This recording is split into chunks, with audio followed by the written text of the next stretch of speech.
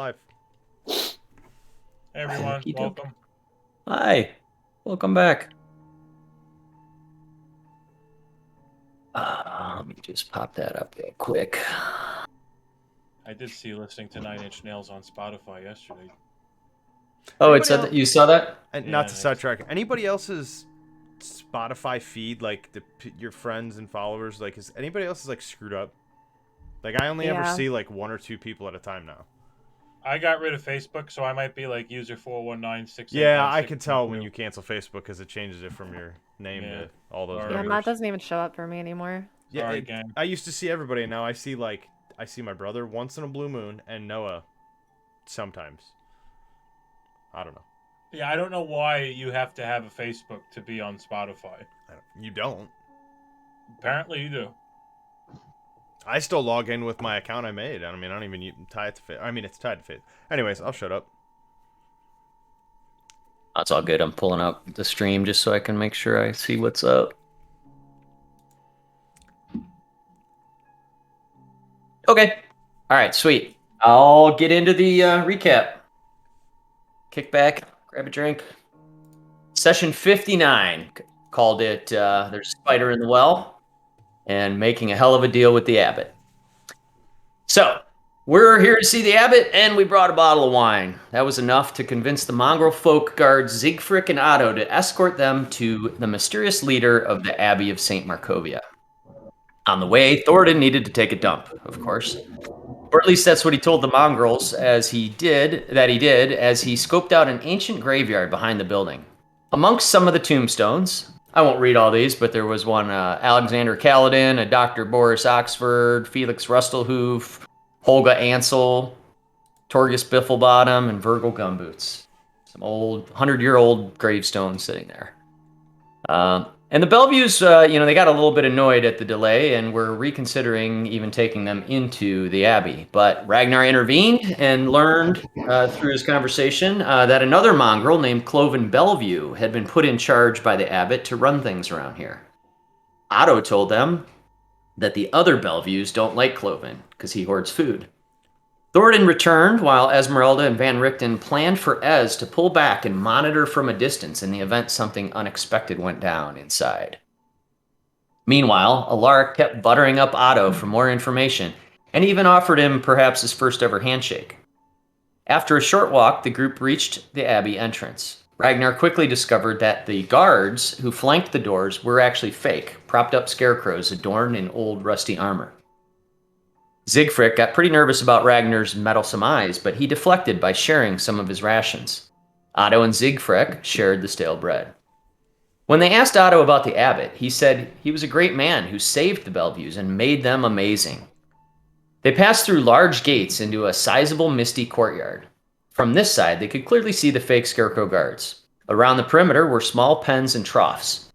Wild snarls and shouts came from the sheds. In the middle of the courtyard was a particularly beastly mongrel tied to a post, complete with bat wings and spider mandibles. "Don't go by Marzina," Otto warned. Ragnar asked more about her and about the screaming coming from the sheds. The mongrel explained that Marzina would run away if freed, and that the shouting came from the other Bellevues who lived in those sheds. Siegfried became very defensive when Alaric asked if they were fed people, and she grew increasingly nervous around him. Marzina pulled back, nervous about the group. Her chain was now taut as she cowered in the corner, putting as much distance between them as she could. At Otto's command, Siegfried sped off to inform the abbot that the group had arrived. As she slipped through a door into the abbey interior, they caught a glimpse of the main hall. A brief aroma of incense and a warm light, accompanied by the faint sound of a string instrument from deep inside. Alaric approached the door and heard half of the conversation that Siegfried was having, presumably with the abbot. Ragnar and Juniper were closest to Marzina, the spider mongrel, so they approached her. Van Richten murmured, "So this place is fucked up. Be ready. All monsters need to be put down eventually." Ragnar attempted to get closer to Marzina despite the warning, and the creature started to freak out a bit, nearly snapping the old rope around her neck. Van Richten popped a blade from his walking stick and offered to put it out of its misery. Ragnar said that wouldn't be necessary and backed up a few steps. Siegfried came out a few moments later, but seeing Alaric near the door, she immediately shrieked back into the hall. Alaric grabbed the bottle of Red Dragon Crush from Deckard and walked back to the door, ready to present the gift next time. Spargle and Juniper wandered towards the garden, which made Otto nervous. He started stammering at the two gnomes, so they agreed to hang back for now rather than risk a commotion. Otto begged Siegfried to hurry up, and the doors to the Abbey Hall swung open. Warm light flooded the courtyard as a strong, steady voice beckoned them in. Alaric, bottle in hand, led the group into the main hall. The hall was an elegant, warm, beautiful tribute to St. Markovia and the Morning Lord. At the far end of the room, beyond a large dining table, a young woman with auburn hair stood next to a handsome man in an elegant brown robe. A holy symbol in the shape of a sun hung around his neck. Alaric offered the bottle of wine, a gesture which he seemed to appreciate genuinely. Thoradin sparked some conversation as he grabbed the bottle and shoved it towards the abbot, who gently placed it on the table and asked them, "How can the abbot help you?" Spargle learned from the man that he cherishes the seclusion and safety of Kresk, with high walls and proper distance from Ravenloft, and that the Dark Lord somewhat commissioned the abbot's project, which he believes is the answer to the problems of Barovia. His duty is simply to provide a suitable bride for Strahd, which should appease the tyrant, compelling him to relinquish his hold on the land and its people. At that, he introduced the porcelain-skinned woman next to him as Vasilka. Ragnar asked where Vasilka came from, which the abbot calmly replied, "Oh, I made her." He also elaborated to Deckard about how he helped the Bellevues. Many years ago, he felt it was his calling to help cure the family of the effects of generations of incest and inbreeding. He continued to explain that the Bellevues, however, didn't want to be made normal again. They wanted to become better than that. So many years ago, the abbot met a young lord who shared with him an incredible magic power which the abbot used to augment the Bellevues with new features, creating the mongrel folk that they are today. But unfortunately, their madness has only deepened, and the abbot now keeps them quarantined here to protect the rest of the realm from their depravity. The party asked who that young lord was so many years ago. "Ah, it was a Lord Vasily von Holtz. He said he drew this great power from a place he called the Amber Temple, but it was so long ago that surely he has passed on by now." They learned that the Amber Temple is very far to the south, up in the Balanok Mountains, and through a place called Solanka Pass. He continued to explain that the Morning Lord had entrusted the abbot with finding a solution for Barovia. His theory was that by providing a proper bride, he is confident he can convince Strahd to move on. Vasilka was designed to be an eternal, flawless mate for Strahd. Her etiquette lessons and other preparations were nearly complete. The only thing that remained was providing her with appropriate finery, a dress fitting of a queen. Unfortunately, the abbot couldn't leave, and there was no such craftsmanship anywhere in Kresk.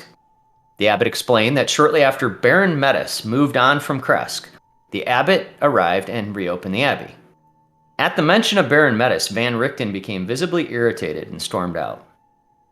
The Bellevues were the first to return to Kresk, and that is when the abbot helped them by using the powers that Vasily provided him. Eventually, he asked the group to help find an exquisite gown for Vasilka to present to Lord Strahd.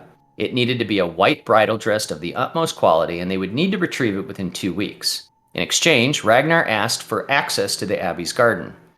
He agreed and added that if they were to get it sooner, say in 1 week, he would also throw in his services by performing up to 3 resurrections through his divine powers. So a deal was made, and the party was given free rein of the grounds to explore as they'd like.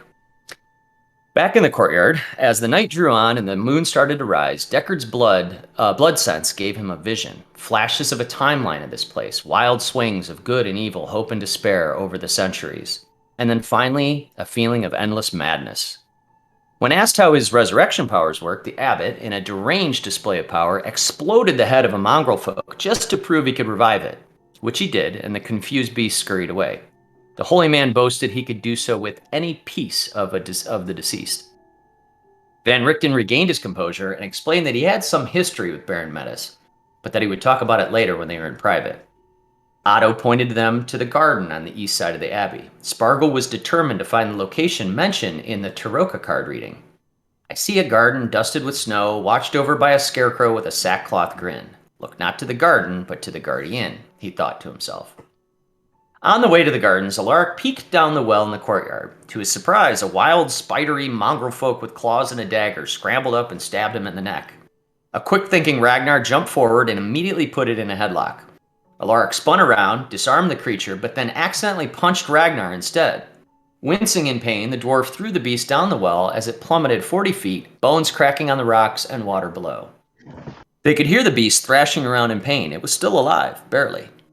Begrudgingly, Ragnar started to roll the bucket down to the mongrel to help it get out, but Deckard swiftly slashed at the rope. He whiffed a bit and popped the bucket up in the air, landing right on his foot. Flustered, he snatched the bucket up and chucked it down the well on top of the flailing, maimed mongrel. With a thud, the thrashing stopped. Van Richten nudged the group towards the garden. They all hurried away from the well and followed the old monster hunter's lead. Only Thoradin hung behind for a moment as he relieved himself down the well. They arrived at the garden, which fit the description of the Taroko reading perfectly. The scarecrows themselves, perhaps the guardians of the garden. And Spargle noted the scarecrow's gaze was fixed oddly on a particular plot of dirt. He and Ragnar started to dig in that very spot. Sure enough, Spargle hit something metallic, yet warm to the touch. He pulled out the holy symbol of Ravenkind. Secured here over a century ago by the stalwart crew of Kresk Abbey in the service of Bishop Markovia. Before they could even dust off the holy amulet, a few of them heard faint sounds of shadowy movement around them. I need everybody to roll for initiative. Oh man, and get right into it. By the way, that picture of Marzina is very disturbing. All those pictures are creepy. Some of them are like real old from early editions. I thought they were pretty cool.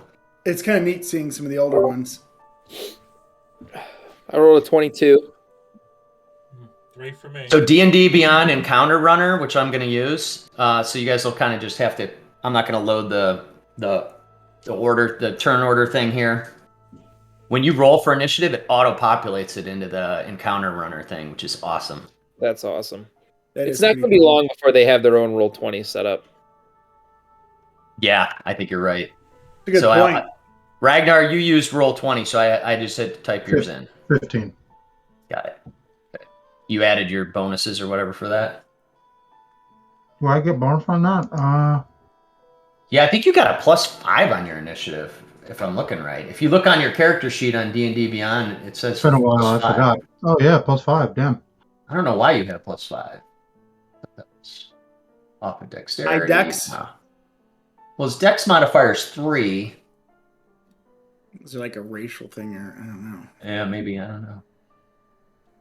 Either way, it's good. Okay, so 20 actually, right? Yep. Very good. Not 290. All right, so Deckard, it'll go Deckard, Ragnar, and then down the list. So, so Juniper, where are you? Okay, yeah. So Juniper and Deckard. Oh, so Juniper and Deckard and Ragnar. You're the first to notice. Oh, by the way, as you got to the garden and started digging, it's late now. It's about midnight. It's really dark. And now the snow and wind has really started to pick up. So it's really kind of coming at an angle, and it's like icy, sort of ripping through. It sucks. It's also kind of shitty for visibility and stuff. But you notice it. You three notice at first. Some movement. Ragnar, you notice it coming from behind the scarecrow, kind of by the where the wall like dips down, and there's some like dirt and stuff. Almost looks like it's something maybe crawling out of the dirt. Ew. Ew. And Juniper and Deckard, you notice the same thing, kind of popping out between a couple of rows of the garden rows of the vegetables and stuff. Same thing, kind of like crawling up out and kind of raising itself up. The first one that you guys see looks like this. Oh. Ugh. That's the one that is sort of by Deckard. And it's a middle. It looked like in life it was maybe a middle-aged male. It's wearing like guard armor, and it has a standard issue sword. You don't look so good. And Deckard, it's your turn. You're muted.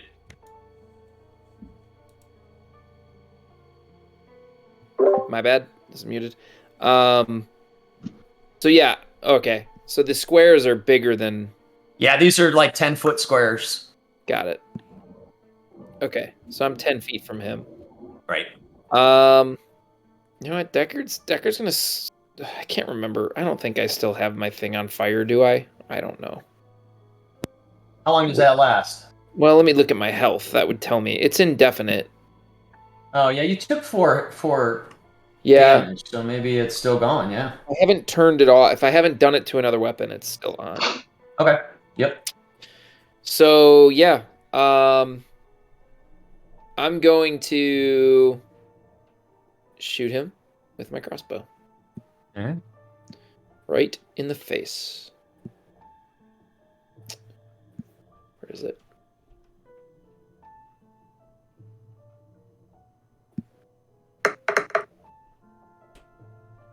Did you roll your attack? Oh yeah, I have to see. That's what happens when I don't play for a while. Hang on.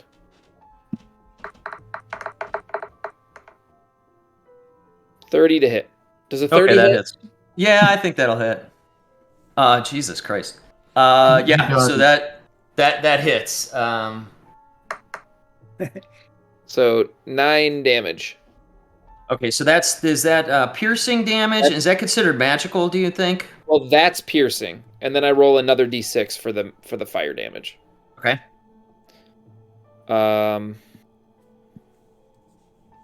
So for the fire damage,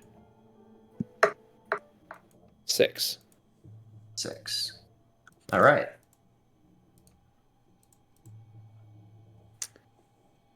And how does he seem to react to that? So he's just sort of kind of got himself upright as soon as this bolt hits him square in the chest. At first the bolt going in doesn't seem to even register with him until the flames kind of catch or kind of like, emanate around the hole that is made in his chest, and it seems to curl around that a little bit. It looks okay though. Okay. Well, then I'm going to switch things up here. And I'm going to... Well, I guess... So... I can't remember what we ruled on, like, my crossbow thing. Because technically, if I shoot my crossbow... I can... What was the rule? How does my I'm just going to use... I'm going to draw my short sword. No, let's have fun. I pull out the whip. Pull out the whip. Boy. It's still 10 feet away. I Yeah. take a... I want this work. You don't have to move. It's got a 10-foot reach. Yep, there you go. 22 to hit. That hits too. And 6 damage. And that's... slashing. Okay, and that's a regular whip. Yep. Okay. All right. Yeah, that slashes him across the chest, and it kind of it goes through the armor, so you can tell it's getting into its sort of flesh, but it doesn't seem to tear as much flesh away as you'd expect. Okay. Anything else? And that's all. And I got to review my crossbow. I can't remember what we agreed on that crossbow thing. Okay. Yeah, I'll trust whatever your interpretation is if you figure it out by your next turn. Yeah. That was my first attack with the hand crossbow, and then I used my extra attack for the whip. Cool. All right, Ragnar, you're up. Now, what you see, real quick here, is behind the scarecrow where Sparkle dug up the thing, and he just pulled up this medallion. And as that happened, you notice this movement beyond the scarecrow crawling up, and you see another undead creature, humanoid. This one's bald. And you notice as it's moving, you catch this glimpse of a big ring around its finger. Something interesting. But it also has a sword with it. And it's dressed a little bit more scholarly. See that guy? Wow. And he is about, 20 feet away from you. The thigh Eyes boots fixed. make He's him got- look more educated. What'd you say? The thigh-high boots make him look more educated. Right, right. He's got collegiate boots. Real quick, as a side note, is there supposed to be a list of people's turns? Well, I can load that up in a minute, but I'm That's using okay. this thing that's outside of here. I'm just so making sure I unfortunately- didn't click something or whatever. Yeah, Okay, no, I was just not using that. that's fine. Okay, I'm gonna move right in front of this guy. I'm gonna start taking some shots. All right.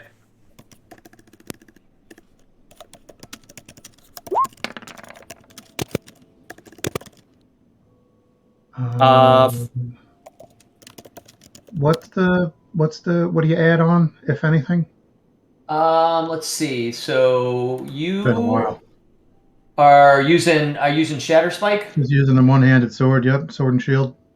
Yeah, you got +9 on your attack. Okay, So that's a hit. I think that hits. I guess. Hits. Yep. All right. Rolling damage. And you get +7 on your damage. So that's 15 slashing with your Shatter Spike. Okay. How does he react to that? So you run up and when you swing at him, it rips through all of his, a big part of his like cloak and tears that back, and then digs like kind of into his chest and shoulder up here, and you see it do some pretty good damage. It's ripping flesh and bone apart. As his arm kind of sags a little bit. All right. I'll take a second attack then. That's a hit. That hits. Damn.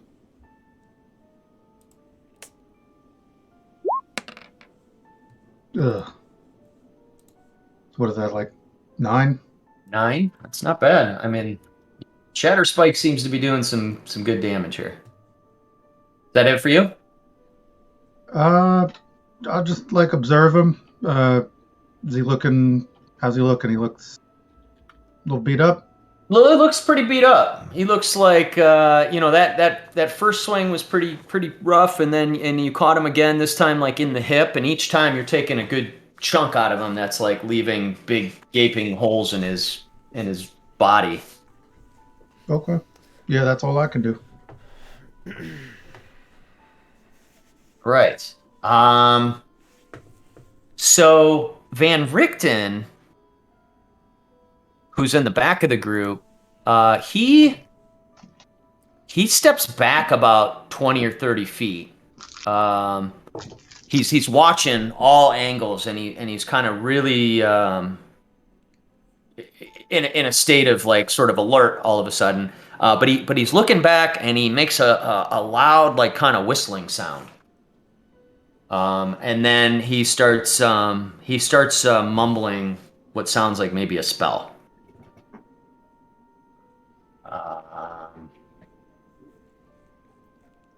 And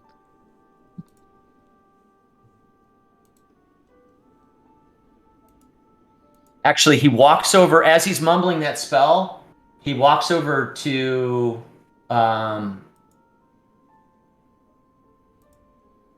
Juniper, and he brushes his hand across her back. Ooh. And Juniper, you feel like this surge of energy and resilience. And I'll just leave it at that. But it feels like it's something protective. Okay, so it's not like the small of my back, it's like the upper back. Yeah, like almost just Excellent. sort of like barely brushes, across your back. He didn't ask for consent. Yeah, I mean, Were you asking where because you think he's getting grabsy? Well, he said it felt protective instead of creepy, so I figured it was the upper back instead of the lower back. Yeah, yeah. well. And then this creature, the one that looks like sort of like an old guardsman, he rushes forward at you, Deckard, and swings at you twice with his with the sword that he has in his hand. Just trying to get more screen real estate here. Wonder what happens if I do. Trying to be super lazy here. Does a 14 hit? I'm guessing not. That does not hit. And then does another 14 hit?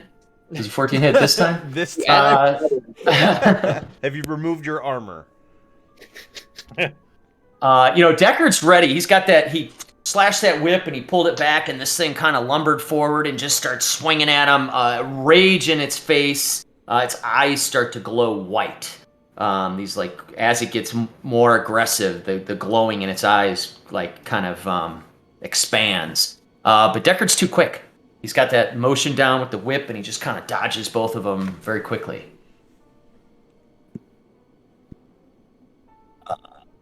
Let's see. What? Which undead is which here? The one Spargle and Ragnar are by, is that A? Yes. Okay, that's what I thought. I was just making sure. The one with the boots. No. I'm sorry. That's B. Okay, One by me has the high boots. got it. That's right. Okay, and Deckard, as you're flipping back and forth, actually, you, Thoradin, and Alaric, you hear some motion from over this way. Hold on a second.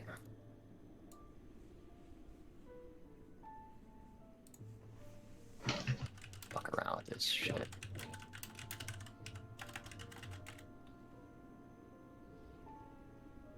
You notice another creature sneaking along the wall here, trying to be very quiet. Almost looks like he was maybe trying to sneak, kind of flank the group. And this one also has like slightly white glowing eyes and looks a little bit older and sort of skinnier. But this one also has it's wielding a pitchfork in both hands, Knew it. and has like a little an old rotted farmer's hat on. The fuck? Great. Oh, wait a minute. Are we? Yeah. Yeah. You know. Yeah. Yep. You're thinking. When you right. mentioned the ring on the one, and it's kind of like, Yeah, that's what's hit me off. uh, I love it. All right, Juniper, it's your turn. Does Juniper notice the one with the pitchfork? You do. Yep. You actually have the highest passive perception out of the group. You, Alaric, Ragnar, Thoradin are real high. Are real observant, passively observant. So yeah, you do see him. Okay, so this would definitely stress her out quite a bit.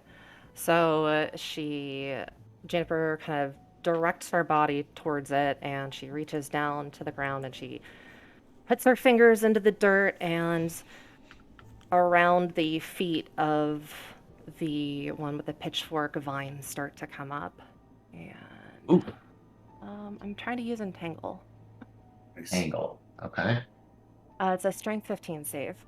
Strength 15 save. Okay. All right, and so it got a 13, so it did not pass.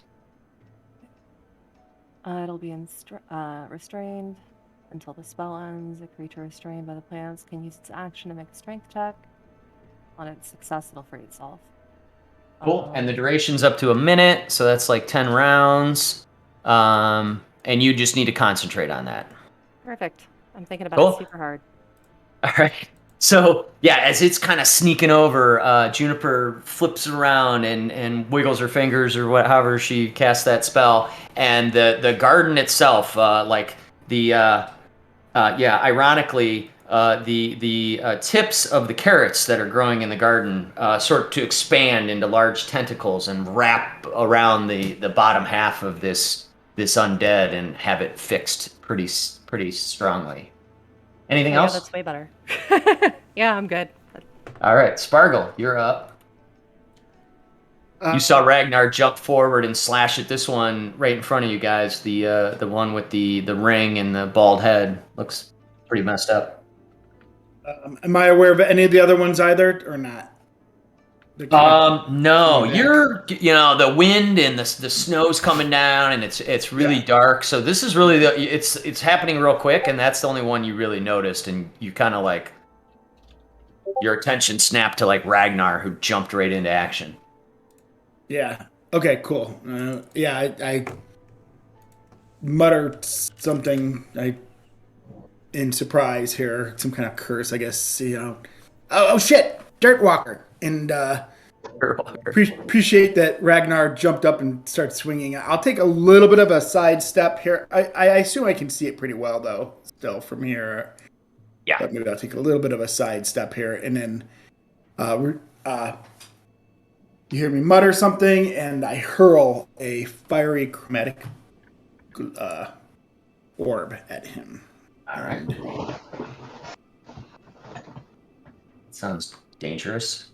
19. 19 hits. Ugh, crappy roll. Jeez, 7.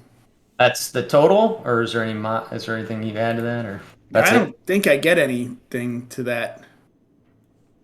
It's a 3d8. Oh, that was 3d8.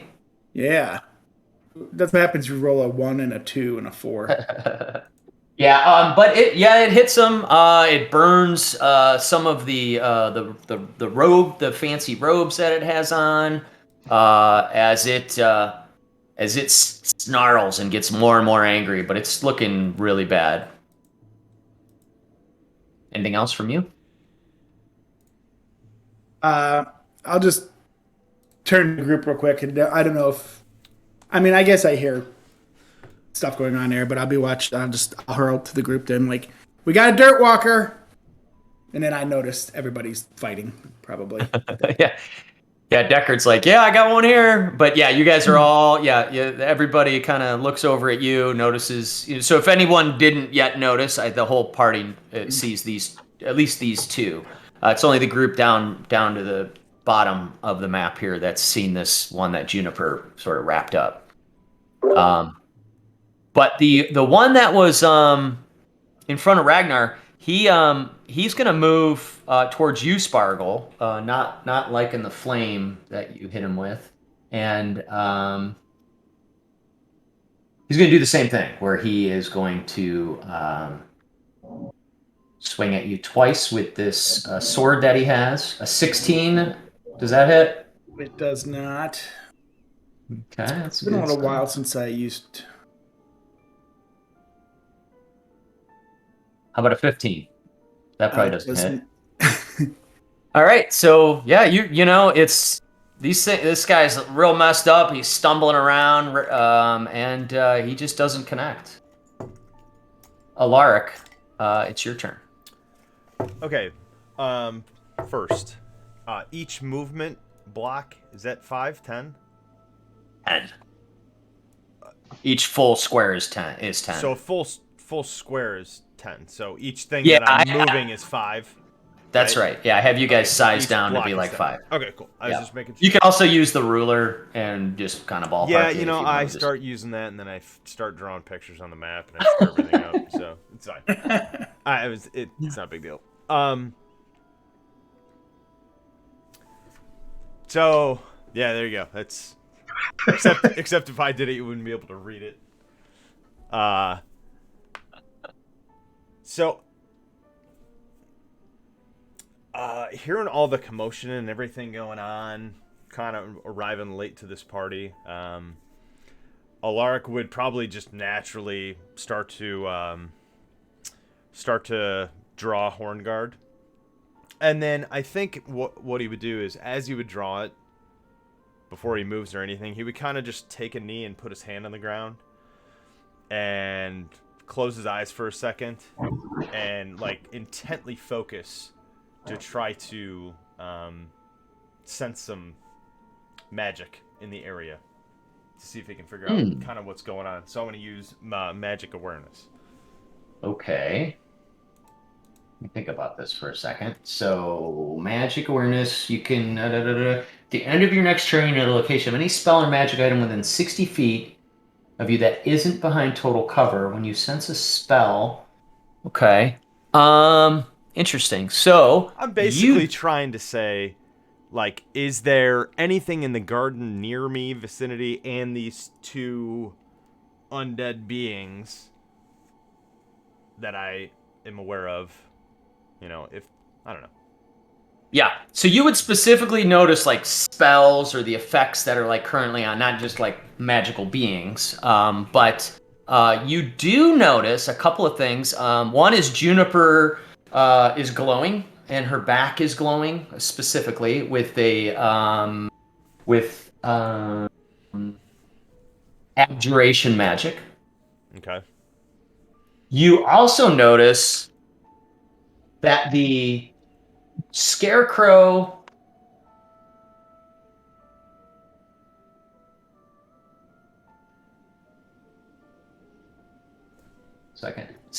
and the dirt, my internet's not working, and the dirt all around it also emanates like a big circle, almost like a perfectly geometrical circle, that is whatever school of magic like a hallowed ground spell is. So you're getting a sense of like a circle of protection in that area, for what it's worth.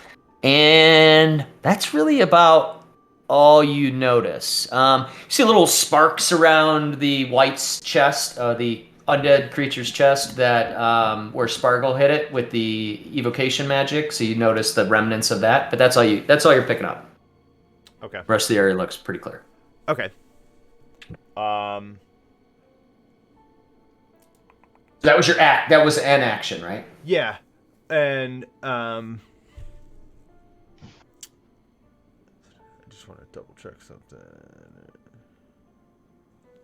If you are not going to since your last turn. Okay, and then I'm just as a bonus action. So I'm gonna be drawing my sword and have that out in my hand, do my little thing where I touch the ground and kind of sense the area, and then I'll, stand back up, and I'm going to use my rage. Okay. And sorry, it's been so long since I've done this. I do have my sheet here, so I roll a d8, right? Yeah.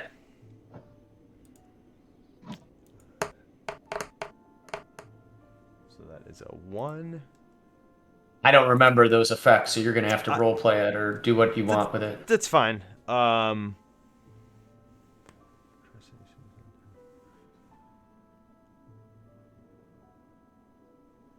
So as Alaric lets out a battle cry, you can see all sorts of miniature blood tendrils kind of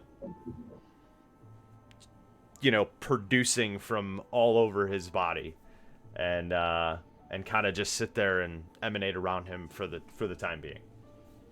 And I guess that's all we need to know now. I'll resend this PDF to you just so you have it. Okay. Let there be carnage. Yes, right. That's a good way of putting it. All right, cool. And let's see. Thank you. I got it. No. All right, and that's the wrong thing. Oh, I'll fix it. So the undead, the farmer-looking undead who's wrapped up in carrot roots, attempts to break out of them. What does he need again? Just a strength. Strength 15. And he's like struggling, and you can see he's getting more and more angry. The farmer hat's like tilted off the side of his head. He slaps it off. and manages to rip the roots just clear out of the ground. Dirt and snow and everything comes up as he throws them back, and is now glaring right at you, Juniper. It's almost like that one has experience with ripping things out of the ground. Once in life. Let's see. You never find. Okay, and actually he runs all the way up to you. But that's all the farther he can go. So he just Yep, he runs clear past Alaric and Thoradin. You both get an attack of opportunity. Okay.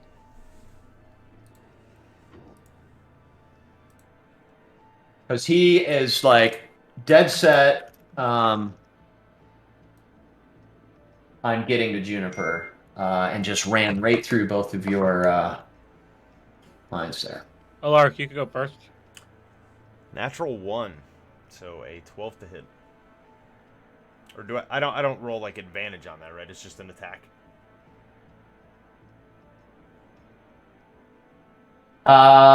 Correct. Yep. So I would assume that's a whiff, being a 1.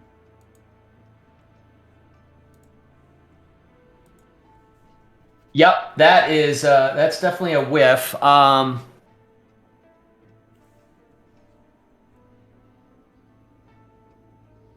Yeah, I'm not gonna jazz it up or anything. It's a pretty big whiff. The creature as you walk by almost like looks at you and like kind of smirks as it just easily dodges you, almost like you're swinging in slow motion, and it wasn't even a challenge as it just sort of dips under. But then as its smugness is there, he turns and sees Thoradin right in front of him. Thoradin, go ahead and make your attack. 23. You I did. bet Okay. this isn't so funny, you stupid zombie bastard. Yeah, and it totally catches him off guard because he was just so smug about dodging the one. He turns around and you catch him right in the neck with Talon. Go ahead and roll that damage. Laugh at this one, you damn geist. 9. 9. All right. Take a good chunk out of his neck. All right.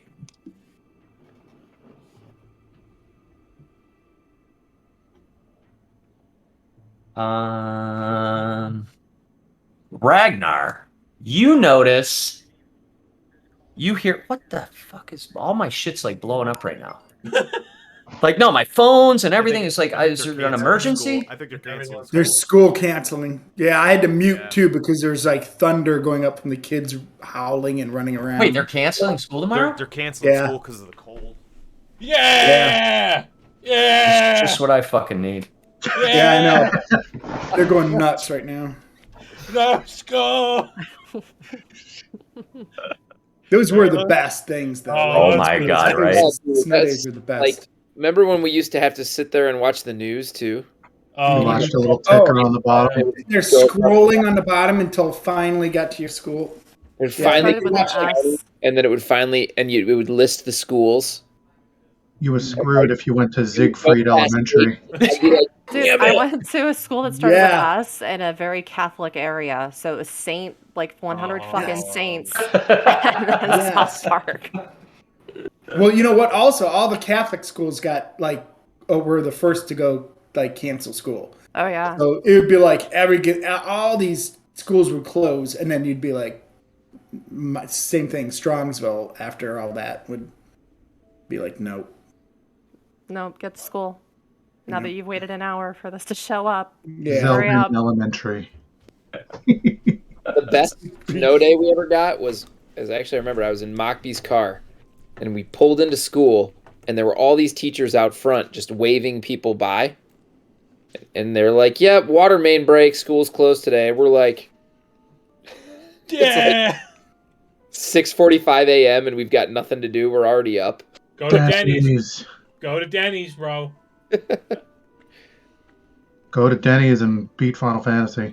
That's it. All right. Watch the Price is Right and pass out. Okay, Ragnar, you you're like tangled up with this one right in front of you, but then you just barely glimpse movement in the gardens up ahead, right about here, where you see another undead. This one's a little bit shorter and stout, looks female, as it's kind of like pushing its way angrily, kind of like bossily almost, just ready to like kind of take charge of what's going on here as it pushes through the gardens. It's a stout female, an angry scowl, wearing a dirty apron. And this one has a large wooden spoon that it comes running at you. You see this? Oh, my gosh. god. Oh my god. Jesus No. Christ. Loki, No. that kind of looks like my grandma. Loki. Like, How you doing, Is hon? is your grandma Her still name- with us? the worst part, like my grandma's name is Marge. That's what I named her after. Yeah. That's awesome. And no, she is not with us. Okay. Fucking rip. Sorry, hon. No, laugh, it's Fucking funny. Rip. Heard you're dating a nice young man. Oh my god. But Ragnar, you see this thing, you see this creature running through, and it just jumps on top of Spargle and starts pounding him with its big wooden spoon. Does it Grandma, scream no. fresh meat? Hey Dan, so I'm sorry not to like sidetrack, but the for all these characters, how'd you figure out like statistics and like all that stuff for them and what they do? Like, did you make all that up? Yeah. I mean, I took some stuff and modified it, to That's cool. customize it. I for love this, it. Yeah. How'd you find this picture? I really Yeah, this one shot I just wanna keep hear going. it. Awesome. I spent a lot of time. It's like I so had one of my cool. programmers spend 3 days making a 3D model of this fucking thing. Pulled him off a project just to do this. One of the interns did it. Oh, that's You know what, I great. hit here. An 18 to hit, Punch. You're muted. I'm gonna use shield as a reaction. Okay. Which gives you, what, 5 more AC or something? Okay. Yeah, it doesn't hit. I'm gonna cut. Okay, so yeah, the spoon's like coming down, and Sparkle does this thing where he like flashes his hand across, and it creates this like invisible force field, and the spoon bounces off of thin air. Can you do that And then any it- time, Punch? Well, yeah. Yeah, I have charges for that staff. Oh, charges, I see. And that swings again, but a 14 this time. It does not hit. Does not hit. All right. These guys can't hit anybody. So you got that going on. Deckard, it's your turn.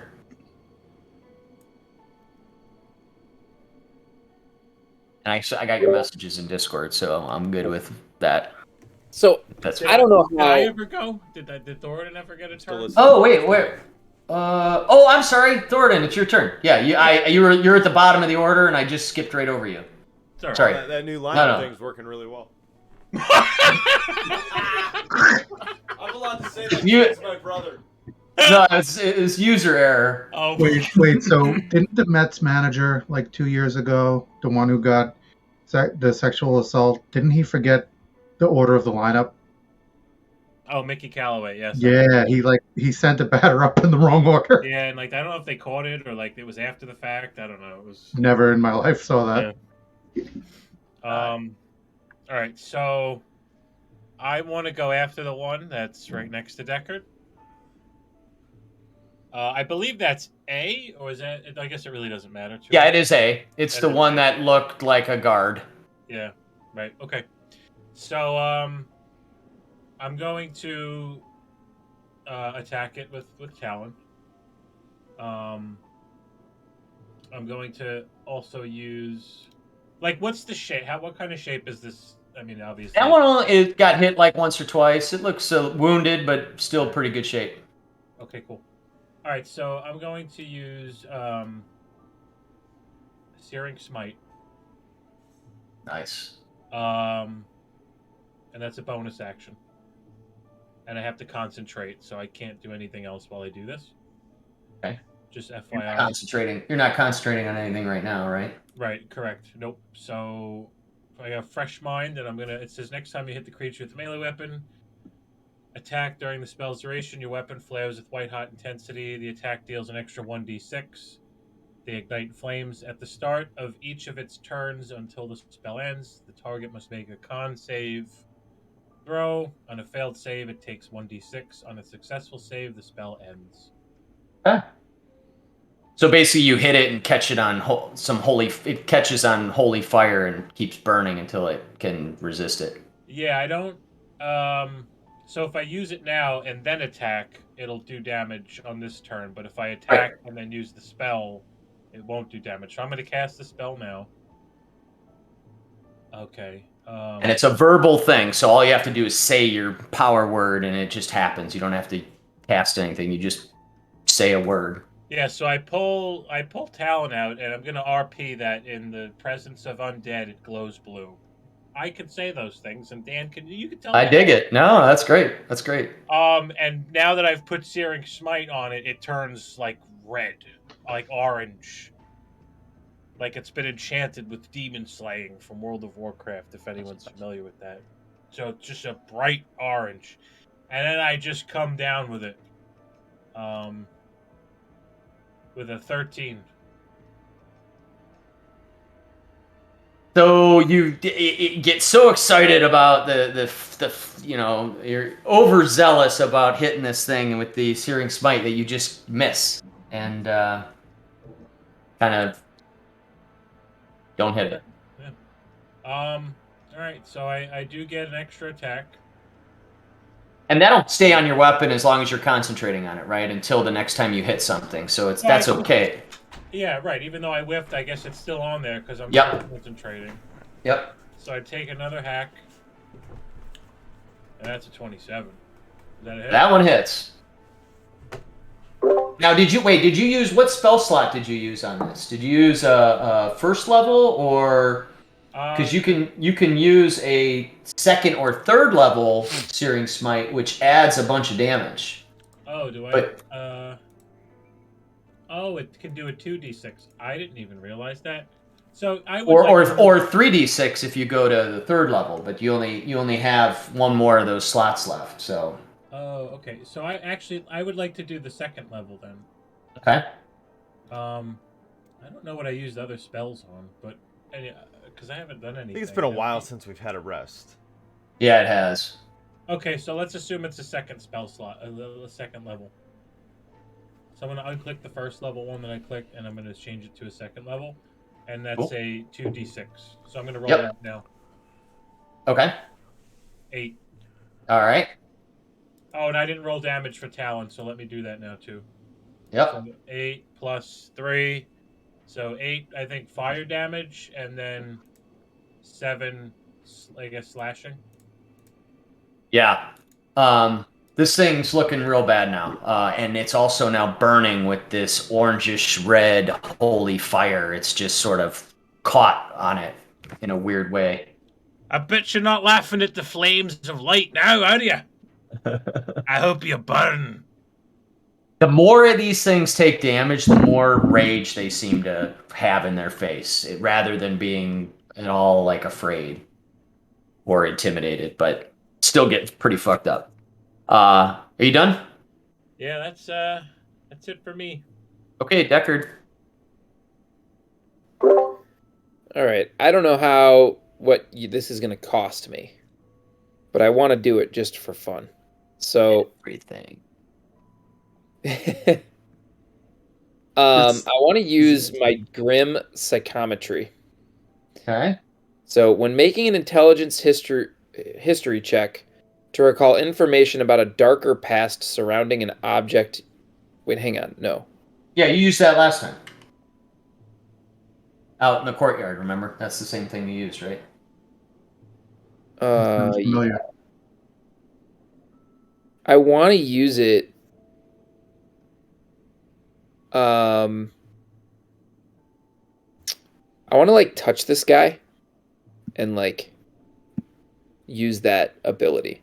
I want to like know what he was like in the past. Would you allow that? Yeah. I mean, if that's what you want to use your turn for, but you'll have to make a history check. Yeah, let's just have some fun. I want to know which of these guys this guy is. So I'll make a history check. So Deckard just like, you don't know what he's doing, but he just like reaches out and tries to like shake hands with this guy. So a history check with advantage. So 12.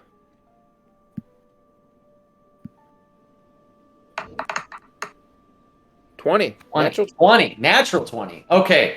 So you touch this undead, and you get this vision of a man, always wanting like a pretty common dude, a good guy, trying to do his part. Really wants to get into the military, but never could make the cut.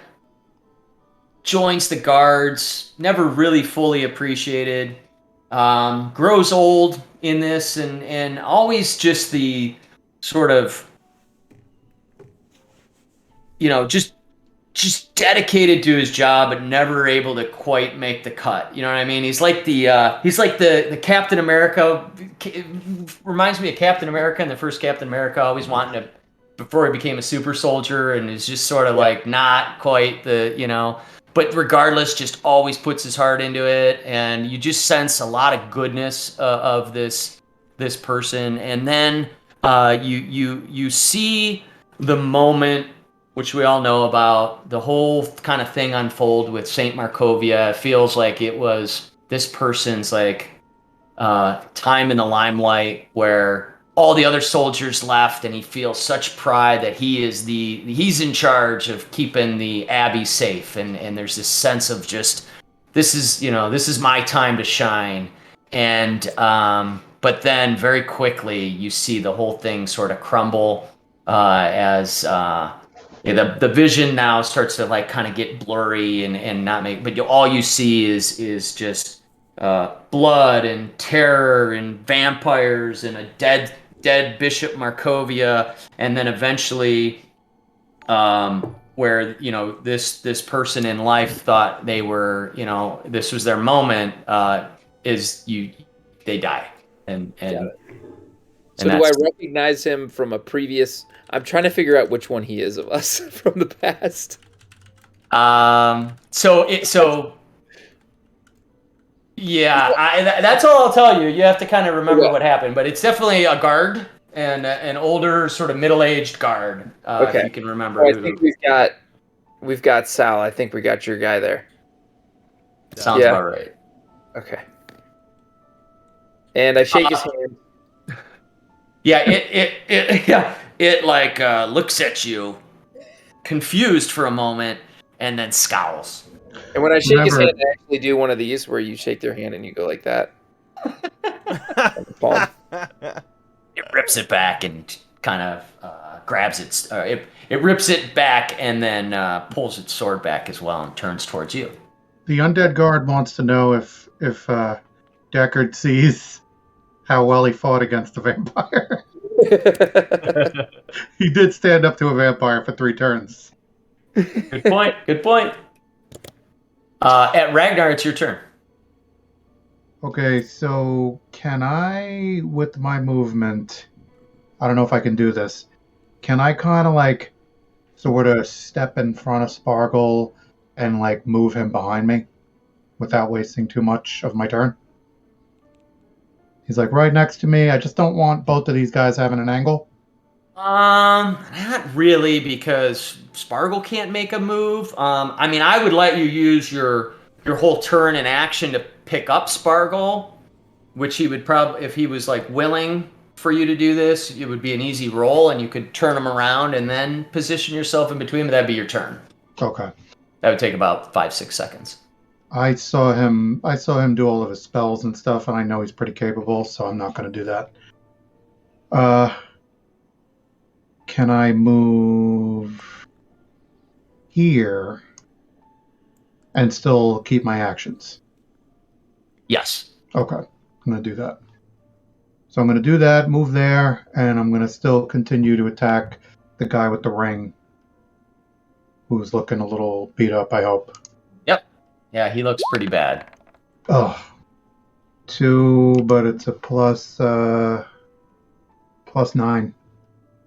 Now, you hit him, but your shatter spike slips in your hand, and you kind of hit him with the flat edge of the blade, and it just kind of like pushes him a little bit as he turns towards you, but is still fixed on Spargle pretty well. All right, I'll try again. That hits. That hits.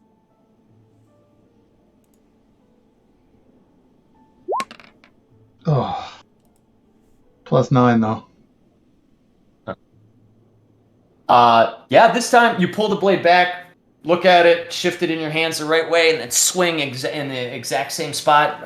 One-handed. And this time you carve into his back really well, and he like bends in half as like half of his body now is like dangling, but is still able to hold his sword and is still kind of swinging it around. But he looks about ready to die. Okay. Or die again. I'm gonna, if I may, use my action surge. Cool. Attack this guy one more time. That's a hit.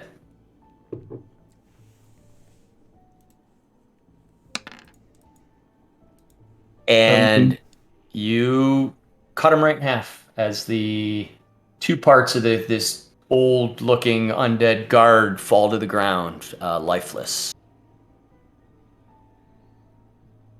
Is that your turn? Yeah, I don't think I can do anything else. That's it. Cool. All right. What did I do? Oh. Okay.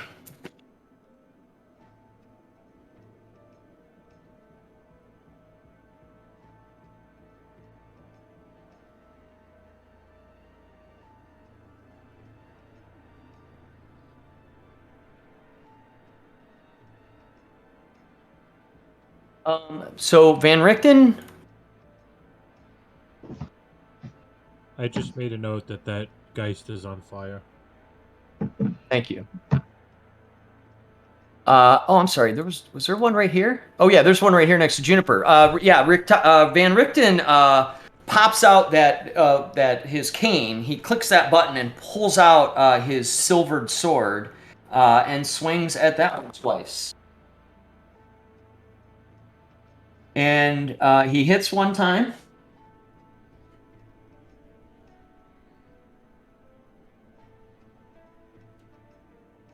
For not a lot of damage, but whatever. Still hit him. And he looks over. He looks over to you, Juniper, and he goes, "You're right, little lady." So Juniper would shout back that she is just fine. She's at like max health. She's doing great. All right, we got this. These are whites. They're undead that are pretty tough, but nothing we can't handle. The one that is on fire, he turns around to you, Thoradin, and swings twice with his longsword. And he whiffs the first time around, but then when he comes back, he hits you straight in the neck. Like just a perfectly placed shot. He got a natural 20. Bullshit. That's bullshit.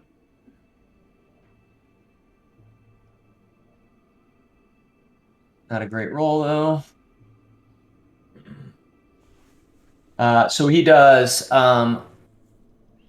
14 slashing damage. You got me in my neck. But us dwarves have rock steel necks. You won't bitch up on this one off anytime soon. Sorry, Thoradin. Maybe I should have killed him instead of shaking his hand. It's alright. I'll live.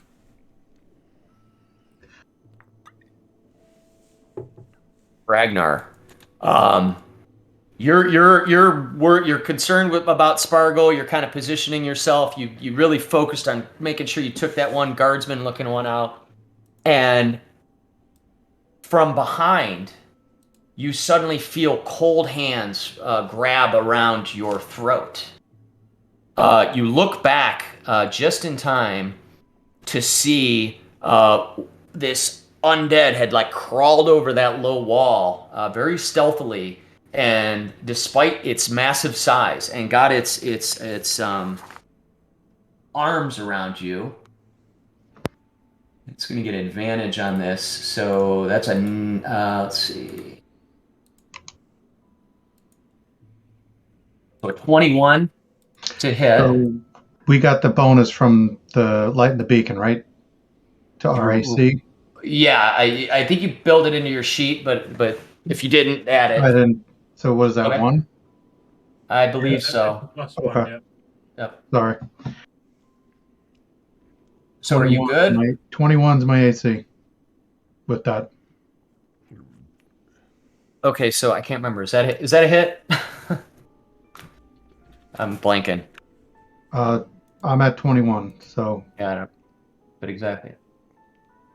Equals or exceeds. Okay, so it is a hit. Sorry, couldn't remember. So it's still a hit.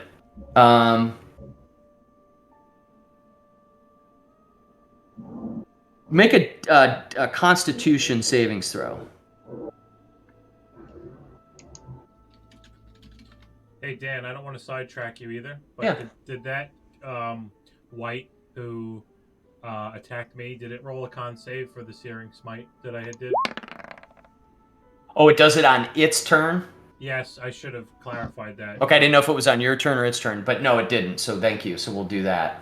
I did a 5 and I have +4 Constitution, so 9. Okay. So you take 8 necrotic damage. Oh, good.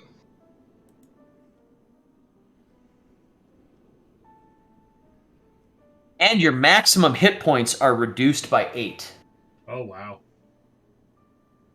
That's nice. There's a way to do that, but I want to keep moving the combat, so you'll just fuck around with the sheet or just make a note. Yeah, I'll make a note for that. Okay. And now that you turned around, as this huge looking undead has its arms around you, and it's actually kind of like licking at your ears, kind of creepily and stuff. You see a heavy-set male, and it has dropped this broken glass jar, and as you look down at its bare feet, you notice that a number of its toenails appear to be ripped out. Sparkle couldn't handle this. Oh my god. I don't know how I feel about that. Have you ever seen 13 Ghosts? Yes, I love that. I love that movie. Do you remember the really fat kid and like the Mother weird and mom? the kid, or whatever they're called. Yeah. Yep. All Good right. call. Sorry, continue. Love it. It's your turn, actually, Juniper. Excellent.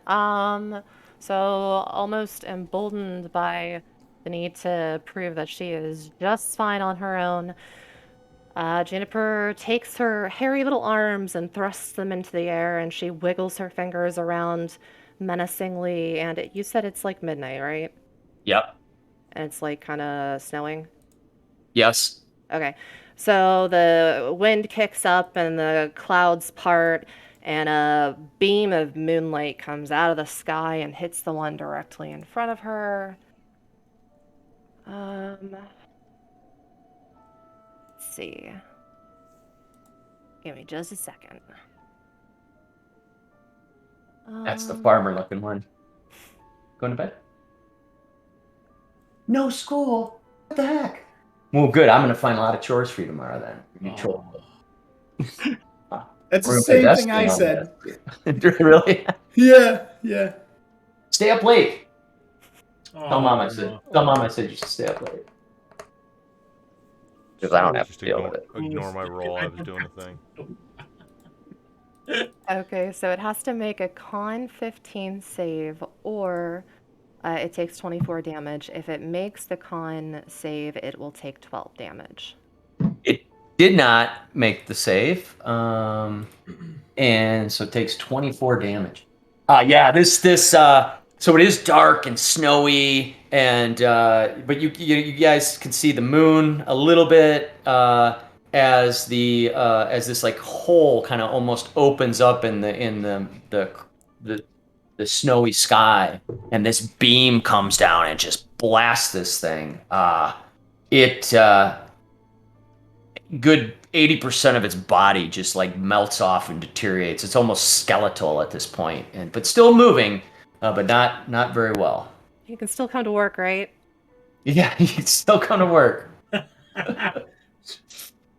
Suck it up. Anything else? That's all she got. All right, Spargle, it's back to you. Oh, I'm sorry, Matt. What do I get? What do I have to roll for that one being on fire? Yeah, so that white has to roll a Constitution save. Okay, I don't think it passed. It only got an 8. So then it takes a 1d6 damage. Okay. All right. I also screwed up on my turn, Dan. When I did. Oh, my rage. okay. The things within 30 feet of me were supposed to make a Constitution saving throw. I don't care. Okay, so that's those two. Yeah. I got a Technically 17. I got a 17 and a 9. What happens if the one? I'm assuming the 9 failed. They take 1d12 necrotic damage, which. All right, go. Oh, go ahead and roll it. Okay. Do I roll my damage, Dan, for that fire, or you do that? Oh, I did it. You could have. Sorry, but I did it and I deducted it. Yeah, no problem.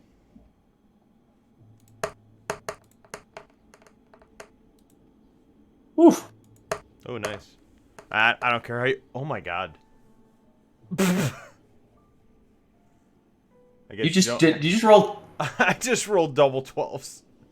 Well, only one of them failed. Oh, right. I don't remember what you said. I just rolled both. So what happens if they pass? Do they take? I don't know. It just says each creature within 30 feet of you must succeed on a Constitution saving throw or take what? Okay, so if you succeed, it seems like you take nothing. So. Okay. So the one by Deckard didn't take any damage. The other one, you were closer to, and this necrotic blast hit it really hard. Like you would like a normal creature of that size and in its state would just be disintegrated or melted by this necrotic energy. But it seems to shrug a lot of it off. But looks really bad. The one next to Rictavio and Juniper. Spargle, back to you. I think I covered all the stuff I missed. Before you go, is there another monster that's supposed to be by us? I don't see the. Oh, I didn't do the. For the fat one? Yep. Thank you. You guys keep me honest. The one who's on my throat? Yep. Do you see it now? Yep. Okay. Thank you. Spargle, you're up. Okay, so the one, I guess, to my left, looking at Ragnar is Large Marge, and the one on the right is the big dude, right? Toenail Jones. Yep. Toenail Jones. Right. Yep. Okay, so this lady comes out and accosts me with this spoon. Right. This grotesque creature, and Sparkle's just like, Gadzooks! And he's like, enough with this, and he throws the shiny pebbles that Juniper gave him up in the air, and says a word and does a motion, and they come to life, and they're going to attack these two things. I'm gonna say, Both of them? Mm-hmm. Okay. I'm gonna just do 5 on 5, 5 on the other. All right. And I'm just gonna do this just so I don't have to continue to go in there and change the die to 10 and then change the damage die to a different number to go back and forth. I'm gonna do what I did last time, Dan, and just if that's Yeah. cool, just roll. Yeah, totally. Um, I know where you live. do you know? I don't know what's the best way to do this. Like as far as AC, is it okay to instead of keep guessing? They like, have does the 14. 16 They have 14 AC. Okay, so You guys would have figured that out by that's a miss. deduction eventually. All right, so we got 1, 2, 3, 5, 6. So 7 hit. And I don't care. You tell me which ones you want to apply to which, but Oh, I thought you're doing 5 and 5. yeah. Okay, so you tell me I should have done it. how many hit the female one and how many hit the male one? We'll say. Let's see. Wait, how many did I? 7. We'll say whatever. 3 and 4. Okay. 4 hit the female. Okay. So you roll damage. Yeah. So for her, What type of damage? What type of damage is it? Yeah, that's a good question. Is it bludgeoning, you think, or what?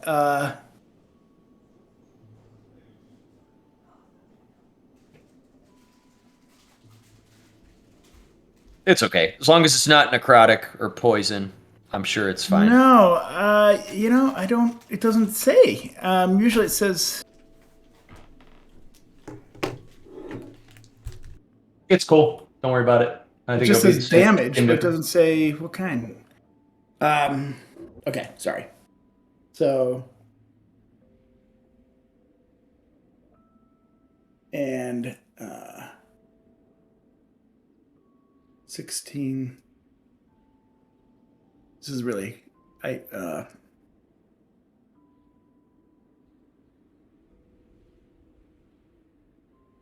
25 damage to her. 25 to her. Okay.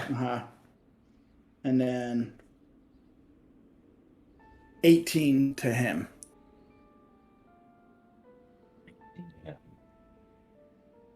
All right. They were both; those both hadn't been injured before, but these rocks and pebbles are just ripping through them. Some of them going clean through them. Both of them look about halfway dead at this point, or halfway torn apart. Pretty fucked up. Oh, That it it for says you can rule if it inflicts slashing or piercing based on the form. Or honestly, if it's up to DM, it could even be bludgeoning, depending if it's just a stone. You know what I mean? Instead of a slash or a pierce. Yeah. It says. I think it's kind of up to you. Yeah, it's same difference. So let's call it like bludgeoning, like they're pebbles that just, some smacked them real hard, some kind of like ripped through. Yeah. But one of them that's like right in front of you really didn't like that, and so it's the heavyset dude, and he comes down and just punches you one time and then grabs you around the throat and licks your ear. Yeah. The punch hits, so that's 7 bludgeoning damage. Oh, I mean it's. I'm sorry. It was a 19. It was a 21. Do you want to use your shield or something? Yeah, that'll. Okay. That'll. So if you use your shield, he comes down to punch you and it bounces off. He looks a little bit confused as he reaches around and tries to grab your neck. That was a natural 20. That hits because I think used that my is. reaction already. And so that does 6 necrotic damage and lowers your max hit points by 6. No, I'm sorry. Make a Constitution save. Constitution. So it gets its arm around your throat and it starts crushing your throat, which does the necrotic damage. But you're fine on the hit point change. You're able to sort of resist that draining effect. You feel it. You feel your energy start to drain out, but you pull yourself back before anything happens. Got it. That one's dead. Alaric, it's your turn. Okay. When we were talking about that saving throw, I didn't realize that you had it in here. I think what you used was fine. It was 8. The DC is 8 plus the proficiency bonus, which is 4, plus my Constitution modifier, which is 4, so it's 16. So I think 16, you had like okay. a 17 and something was lower, so what you did was fine. Okay, cool. So we're good. So I'm just going to run over and charge at this one right by Juniper and take a slash with Horn Guard. Let's see. Now that one is like barely even together anymore. It's like almost crumbling apart. So that's why I'm just attacking. I'm not doing anything else. So 19 to hit. That's a hit.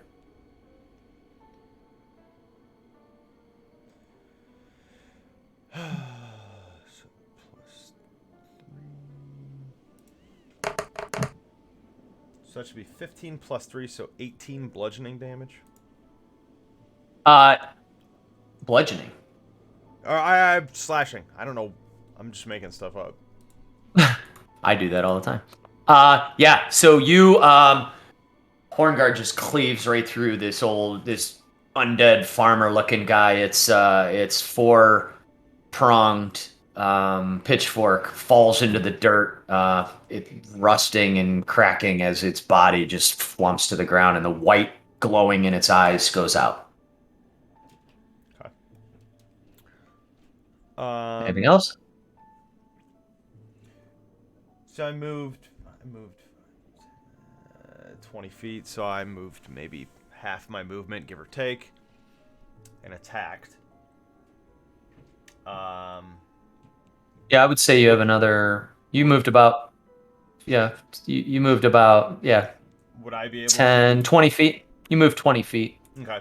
It's still up to you. Would I be able to chuck a javelin? Sure. Okay. I'd like to do that. I'm going to chuck a javelin at the one that's on fire. Okay.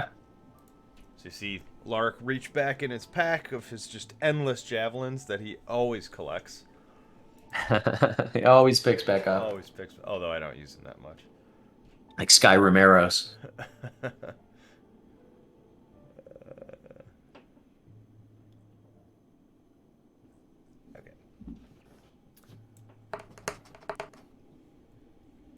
Wait, 5. That's a hit.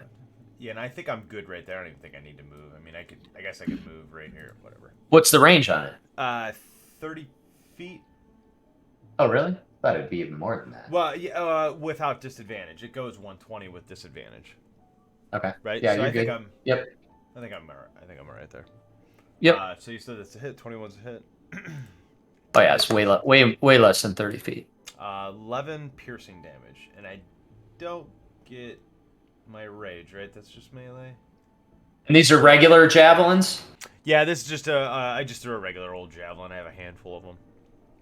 All right, yeah, you thread it right between Thoradin and Deckard. You hit it. You hit it pretty good. It doesn't pierce the flesh as deeply as you would think. It feels like maybe this creature's a little tougher against stuff like that. Okay. But does some damage. All right, that's it for me. All right. Let's see. That one's dead. Wait a minute. Is that one dead? Yes, it is.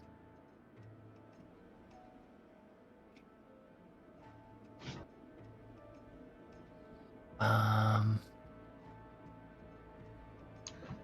losing track of my undead here.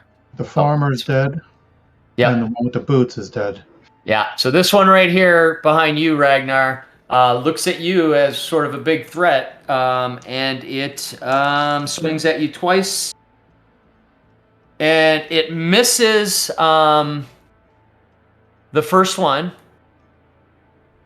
with his spoon. So it's like she's this thing's trying to smack you in the back of the head with the spoon, and the first one just completely misses. And then the second one, she kind of gets angry and kind of swings again, and she spins around, rolled a natural 1, and sort of slips in the garden and falls down on all fours and starts to like prop herself back up and is mad at you about this even more for some reason. Kind of blames you, but that's her turn. Thoradin, it's you. Okay. The one that you have on fire just got a javelin in the chest, and it looks super messed up. Yeah, I'm gonna go ahead and. What's on the floor around me? What kind of stuff is on the floor around me? I mean, you're in a snowy, there's 3 or 4 inches of snow in a garden. There's things growing in it, half dead things, and maybe some dirt and mud and rocks. Not much else. Okay.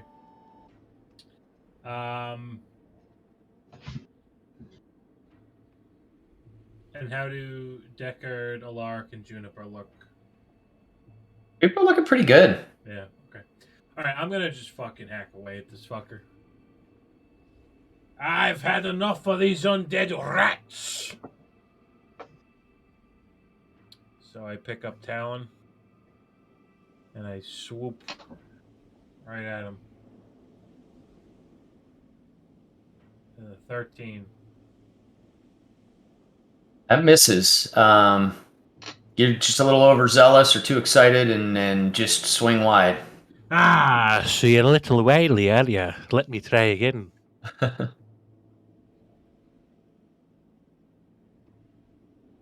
26. That is. 7 or more kills it. 7, baby. 7, baby. All right, first one misses, but this second one rips right through it as oh,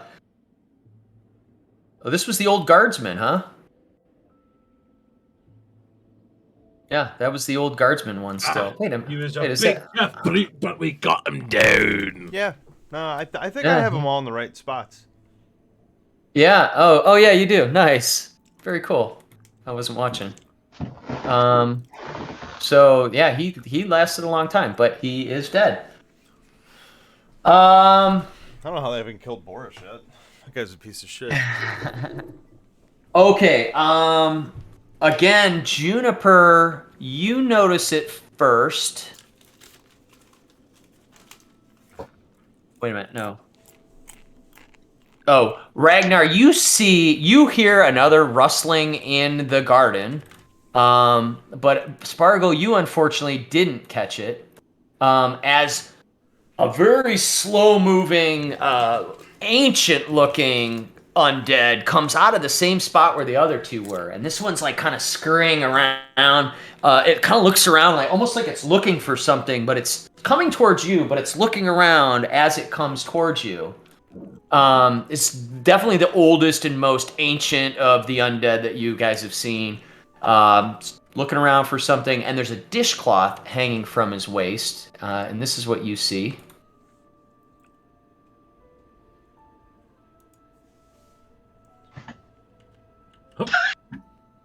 I love it.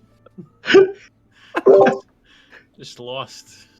And he just goes, Empty. "You're a real son of a bitch." He's looking for Peter Ducey. That one's obviously more decayed than the others too. Yeah, clearly.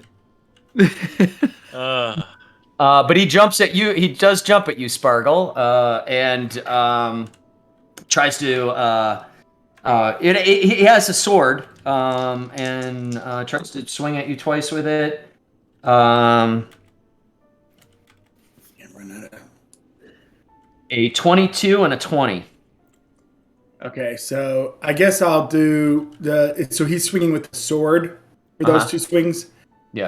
I'm gonna. I mean, the 22. I'll do my shield, and I can't do anything for the second one. Second one's gonna hit. Second one's gonna hit. Okay.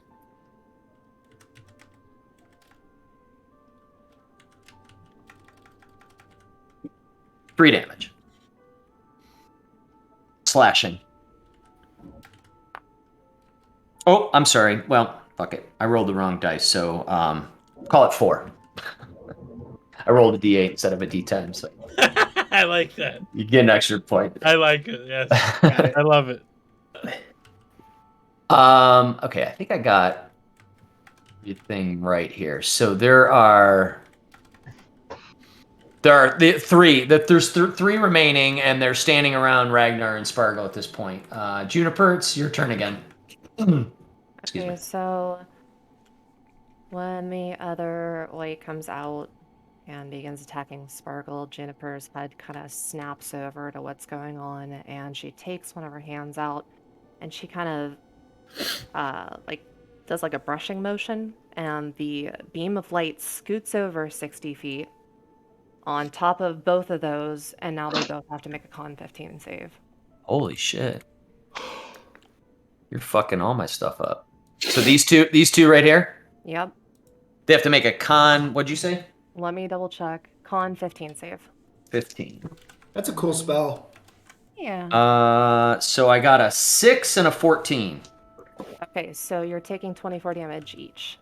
24 damage each. Jeez. Okay. So, Well, are we Yeah, using And the we right know I'm dice doing this it time, right Amber? because I'm clicking the spell, alright? Okay. And I'm not sensitive about that. Amber rolls D1. It happened one time. damage. yeah, this damage is super effective against them. Close on his moon. Ironically, 2000. 12d20.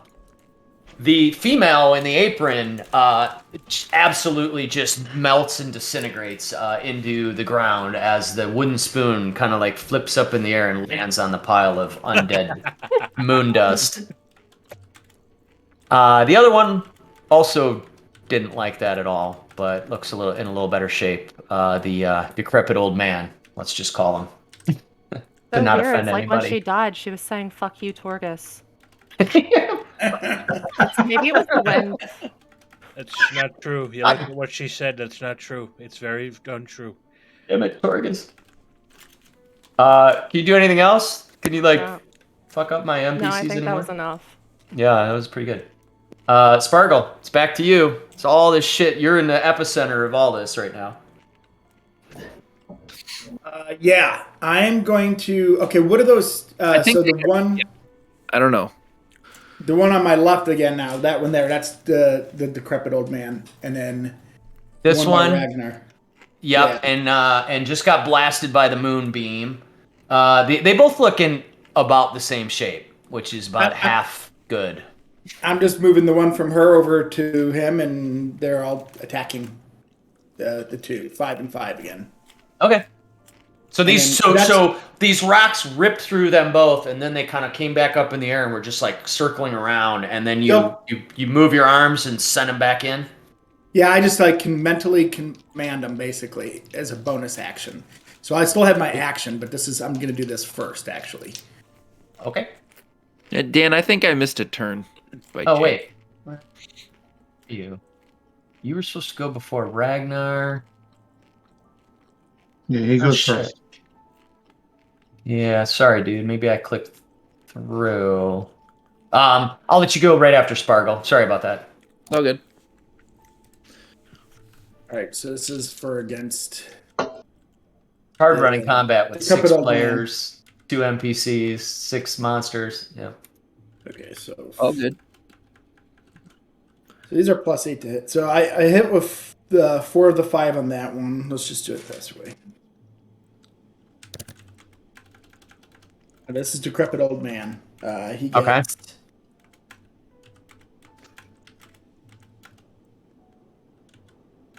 27. And this is. He had exactly 27 health left. Oh, really? Yeah. Nice. And since it's magic damage, he takes the full damage. So the first barrage of rocks, after this decrepit old undead comes out and starts swinging, get blasted by these moonbeams, and then immediately shredded by all these rocks, and just falls into little tattered pieces of corpse material onto the ground. And there's the one left.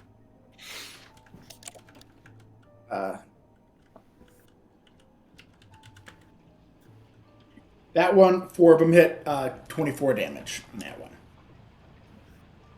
one. The large guy.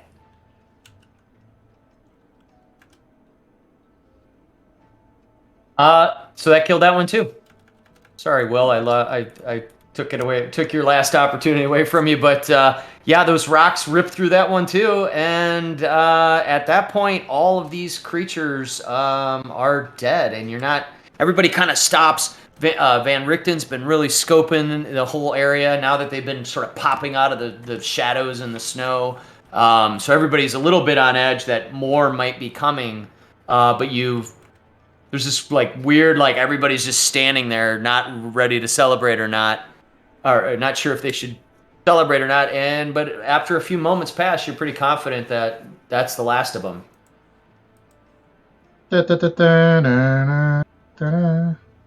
And Esmeralda comes running up behind Van Richten, and she's like, "What's happening? I heard your call." And he looks back and he goes, "Yeah, take your time next time, lady." She goes, "I got here as fast as I could. I didn't, I was almost back down by the city, or by the village." And, yeah. So combat ends. What'd you guys like to do? Can I search one of the corpses in front of me? Sure can. All right. First, I want to search what looks like an old therapist's corpse. Check him out. See what he's got going on. The rapist. Don't take his ring. So he does have a ring. He does have an onyx, a gold ring with an onyx stone in it. I'll kind of cut to the chase that most of these undead were wearing the stuff they had, their weapons, their armor is 100 years old and been buried in dirt, so it's almost unusable. But you do find the ring, so you find an onyx ring. So I'm not gonna. Ragnar's really familiar with a lot of magic items, working in Galdegrim, so he's not gonna touch it. He just takes Shatter Spike and kind of like pokes at it a little, see if it slides off his bony finger. Yeah, you're able to wiggle it off onto the ground, and it's sitting there now in the snow. Yeah. Can I throw a look over to Spargle and just be like, "What do you think of this?" And let me cast Identify on it, Dan. Okay. I see him doing that, and then when he looks and he asks, I go over and I'll cast Identify. Yep. You spend a little bit of time seeing if you can find out if there's anything unique or special about it. Other than being in pretty what? Go ahead. I have to take 11 minutes to do this, though. I didn't realize. You okay with me taking a little time to do it, guys? Oh, go for it. Okay. Okay. Well, let's say Spargle's doing that. He's kind of casting. He's doing like a sort of a whatever magic stuff around this ring to see what he can figure out about it. What do the rest of you guys want to do while that's happening? Alaric would run over to the other guys just to see what the hell's going on, make sure everybody's okay. Yeah. So I'd probably be over near them at this point, trying to assess. Cool. Anybody want to share anything with Alaric, or everybody's looking in pretty good shape? I think a couple of you that lost your max hit points feel pretty weirded out. Feel like flu-like in a way, like weak, like a weird weakness that comes from deep inside that you haven't felt before. Can I walk over to Thoradin and tell him about that? Yeah, go for it. All right, so I walk over to my friend Dwarf. Thoradin, there was a fat one. He laid hands on my neck. Haven't felt quite right since. Oh, let me take a look at it. So Ragnar moves his voluptuous beard. Just like kind of peels it, birds fly out. Like a Disney cartoon. Does necrotic go away with arrest? It does, right? Out of character, it goes away with rest. Well, I'm not going to give you that out of character, but if you want to make an Arcana check or Can I do that? I would like. yeah, go ahead, make an Arcana check. Oh, that doesn't look so great, lad. I got an idea of what that might be. Let me take a look. It's 4. You have no idea what it could be. It looks just like rub some dirt in it. You'll be fine. You'll be okay. Just a little bit of rest. It's cold. Have some soup when we go in. You'll be fine. So Ragnar just rolls his eyes and is like, all right, whatever. He's a pussy. What did you say? I just spit on the ground. It's like all black. I didn't say anything. You might have to get your ears checked. The black thing you spit out like starts to move and slide away into the garden. Oh God. Cool. What else you guys doing? The fat. So, you mentioned the fat one. Where was he? Oh, well, he was up there where we were fighting. He came up behind me. I don't know how I didn't hear the fat bastard. Maybe he has some food. He didn't have any toenails, I know that. You don't know about the toenail. Oh, the toenails. No, the toenails were ripped off. I gotcha. So I'd like to go over to where the fat one died. All right. You like move yourself over and. Yes, and I search the ground around him. You find the half of a broken glass jar that he dropped. Inspect the glass jar and. Yeah, you look at it and it's broken, so it's not holding a lot. But buried deep down in the little like cracks and stuff, you see what look like little crescent-shaped white pieces of substance. Ew. Some of them are a little black on the bottom part. Oh God! They're gross. This is terrible. I wonder if these are edible snacks. No, don't do it. They look like some sort of chip. I love chips. And this is where Strahd kicks you guys all out of his realm. He's like, this doesn't amuse me anymore. I put him down and I say, probably nothing edible. That's okay. Why are you so good at making that guy so creepy, too? I don't know, man. So, if I can be honest, I didn't plan on going on a murder spree with him. It just kind of happened, and it seemed to really work. So I just kept going with that, and it just played out really well. It was good. Oh. You know what? It was because Matt was just being himself. Oh wow. That's what we're getting at. Some people play Fable and they get horns really quickly. Yeah, I was very evil that day. So I don't do anything else. That's kind of it for me. I kind of walk back to the original group.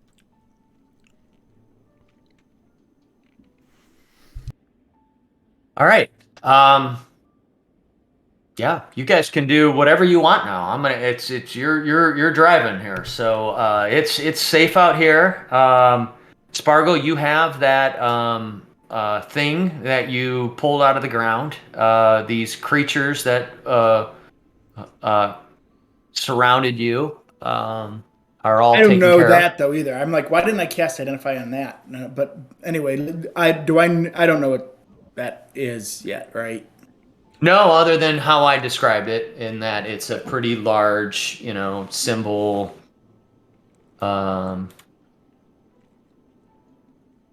Show it again too. Do we want to get out of here? I don't. It's kind of windy and cold, and I don't. Yeah. Oh, did I finish Get this? outta here. I guess I'm still doing this Yeah. thing. But So as the group kind of talks and looks at old toenails, you finish your identify spell, and It's nothing special. It's a valuable, real onyx and real gold ring, but nothing magical or interesting about it other than that. All right, I toss it to Ragnar. I'm like, I just think it's probably worth a good chunk of change, but there's nothing arcane about it or. So he's safe touching that? He has to touch it to identify it? Okay. I don't know. He Yes. doesn't. I don't know if you do. Do you have to touch it to identify? I think it? I do. Mm-hmm. Yeah. Okay. Yeah, but you've touched it. You've identified it. You're certain it doesn't have any magical properties. You're pretty certain. So, yeah. He tosses it, but I let it fall, and I wrap it in something because I'm very superstitious, and I put it in my bag or whatever. Do And I I know agree. if it would be cursed with that as well too, Dan? I mean, that would be a magical property, right? For it to be cursed.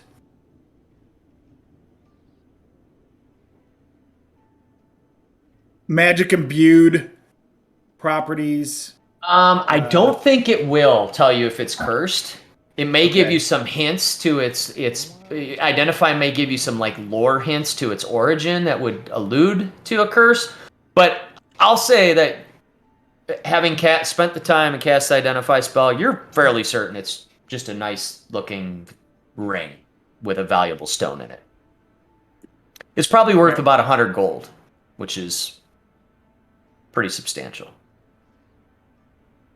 I throw that in the pack, and I say to Sparkle, "We're probably gonna need gold to get that dress." Oh, that's a good point. I didn't think of that. So I wrap it up real good. I don't ever want to touch it. Stick it in the bag, right next to the jade frog. Where the heck are we going to find a nice dress in this land? Gotta find a dressmaker. Probably covered with spiders or some shit. You guys want to take a 5-minute break? Yeah. And you guys, or if you step back, you can talk amongst yourselves about what you want to do next. But I mean, it's your call. Whatever you guys want to do. All right, we'll be back in 5. I gotta eat. Murder hobo on Velaki. Will can't wait to go back there and just fucking lay the smack down.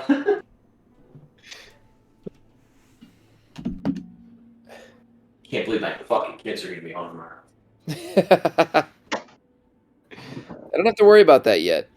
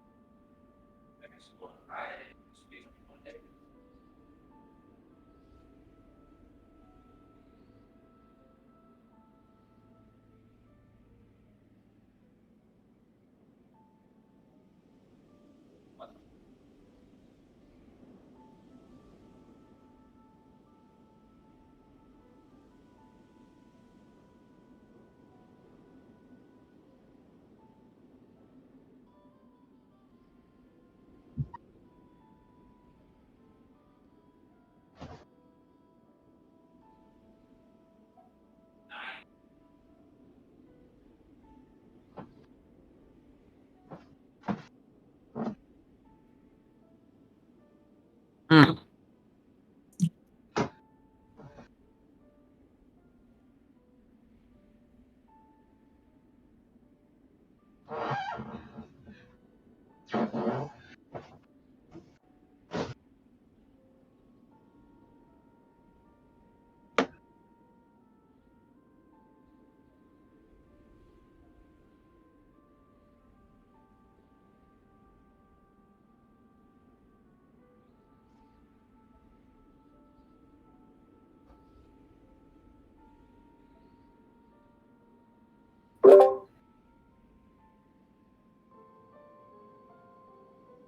Oh, I'm digging the sweatshirt, Will. Thanks, man. Old school. Yeah. Can you believe that campaign started 4 years ago? No. Time is just warping for me, man. I'm telling you, the older I get, the faster time goes. Yeah, Max's age is my how I'll know how long I've been playing D&D. Ah, That's a good. Yeah, that's true. did we Remember- start playing before he was born? Like we just started and then you guys had him, right? Session. Like a We did week. So we did the practice session in December. And then the night of our first session, Hillary went into labor. That's right. Oh, really? It was our session 1, like not session 0, but like our session 1 first Session 1 or 2, I that got home. night. and I'm a little tipsy. Damn, that's crazy. And I get into bed, and just as you know when you're starting to fall asleep, Oh yes. just as that starts to happen, Hillary pops out of bed. Oh man. And I didn't sleep until like 2 p.m. the next day. And you probably haven't slept since. I'm not, yeah. It's cool. Kids are great. They are. Nope.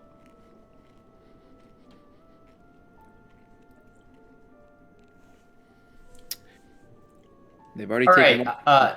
What? They've already taken one of my teeth. What do you mean? Knocked one of your teeth out? Remember when Yeah, I you told you about that. Oh, right. Yeah. Fuck.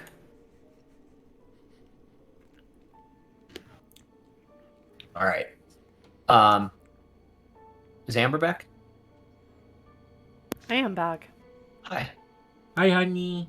Hi, honey. All right. So, what would you guys like to do? You're cold. It's late. Yeah, let's go somewhere warm. Yeah, let's and get the hell out of here. Get let's some make sleep. some soup. We don't have any. Do we? I can't remember. Do we have any place in the town here? I mean, not the Abbey. I'd like to get away from this creepy place, that spider thing, and all these. We could go back lakes to or our whatever. friend. Was there a Helped us. place in the town? Like, was there like where we could shack up?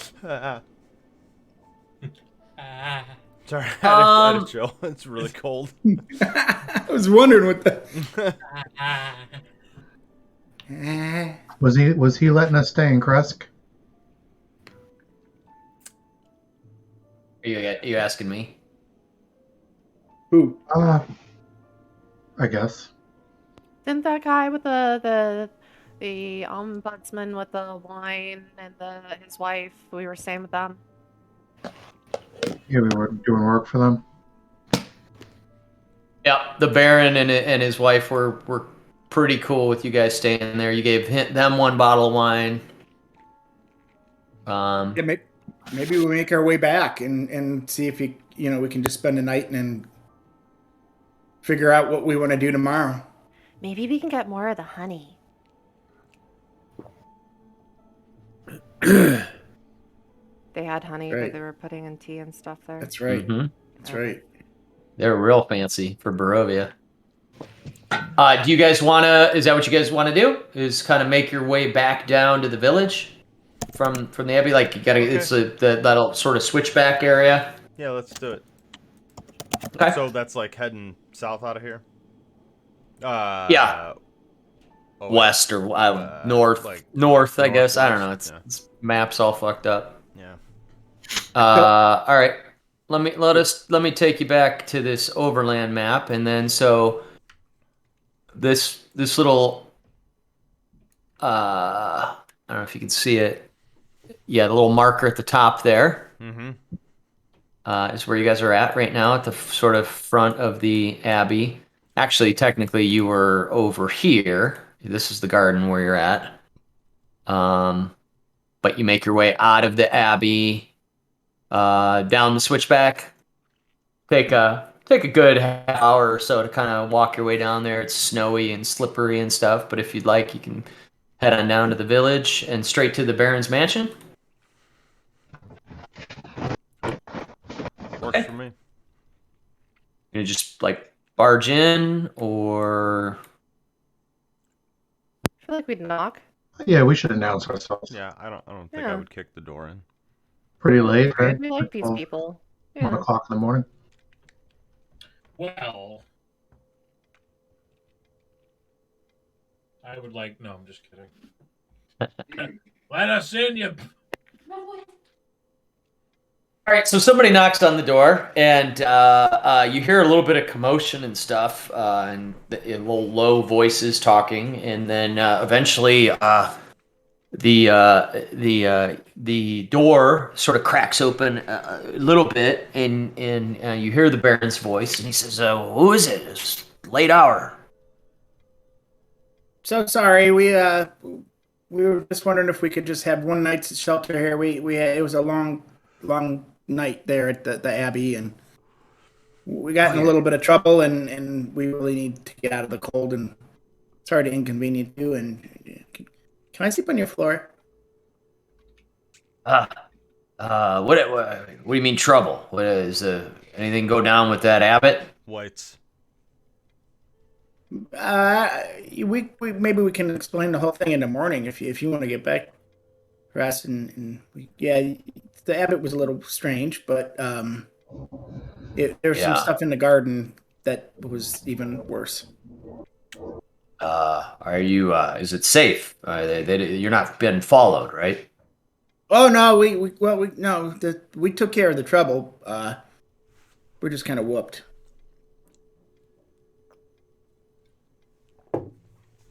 If there's an inn or something, if it's a big problem, but we sure had a hell of a day. Isn't No there- inns, there's no no- inns here, No right? taverns. No, we don't. We don't like. Really, yeah, there's nothing here, and usually not visitors either. So, yeah. If you can, the lady's asleep. If you don't mind being a little quiet, you're welcome to find a spot in the front room here. Okay. And he opens the door, and he does. I mean, his guy's in his bed in his night robe and stuff, and he looks a little annoyed to a certain degree.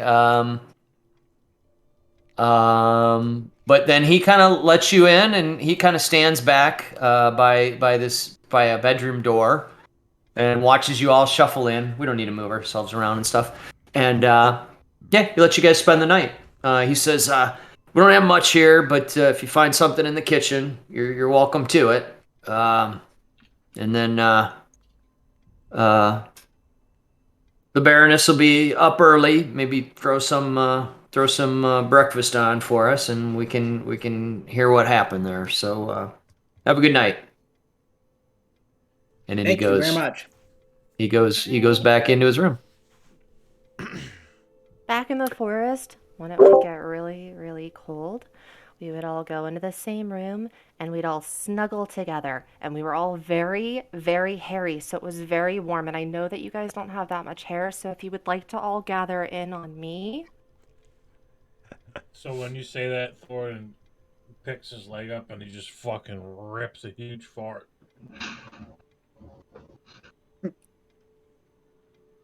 I moved my bedroll to the other end of Thoradin. Alark's gonna go sit in a corner. One leg out, one knee Junior, bent. Junior, you can lay right next to me if you like. I'll keep you warm, I promise. As I get in bed, I'm gonna before I actually conk out, I'm gonna do one last thing. I'm gonna cast Identify as and do that on that medallion, and then I'll just tuck her out for the night, and then tell the group about it in the morning. Okay. What I'll do is I'll send you all the description of it.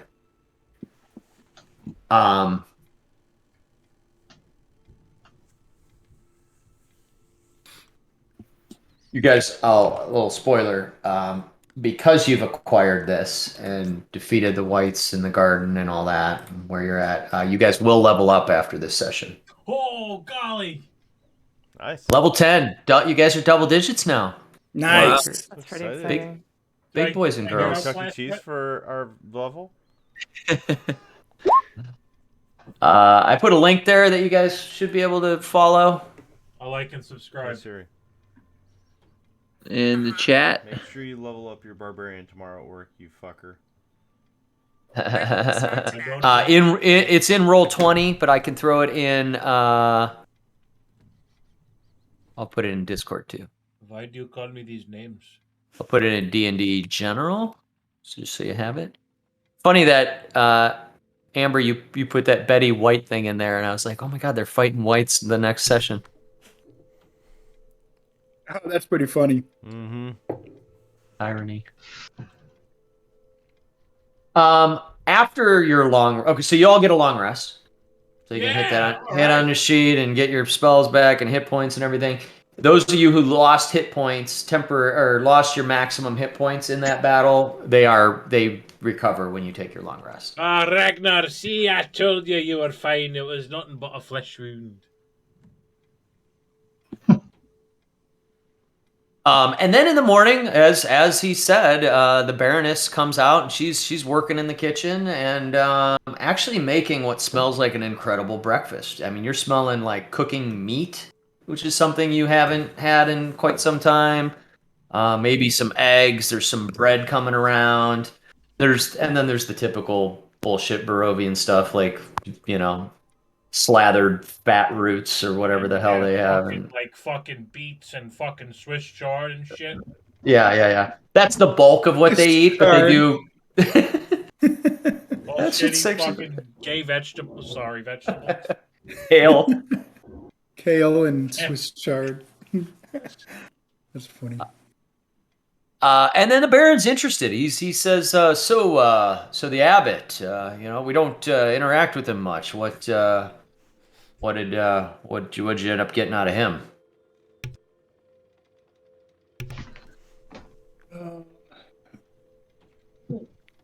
I can tell you one thing, he's running a shit show up there. The place is not safe. You're right from there. Nightmare Zone. Have you ever seen the movie The Isle of Dr. Moreau? I don't know.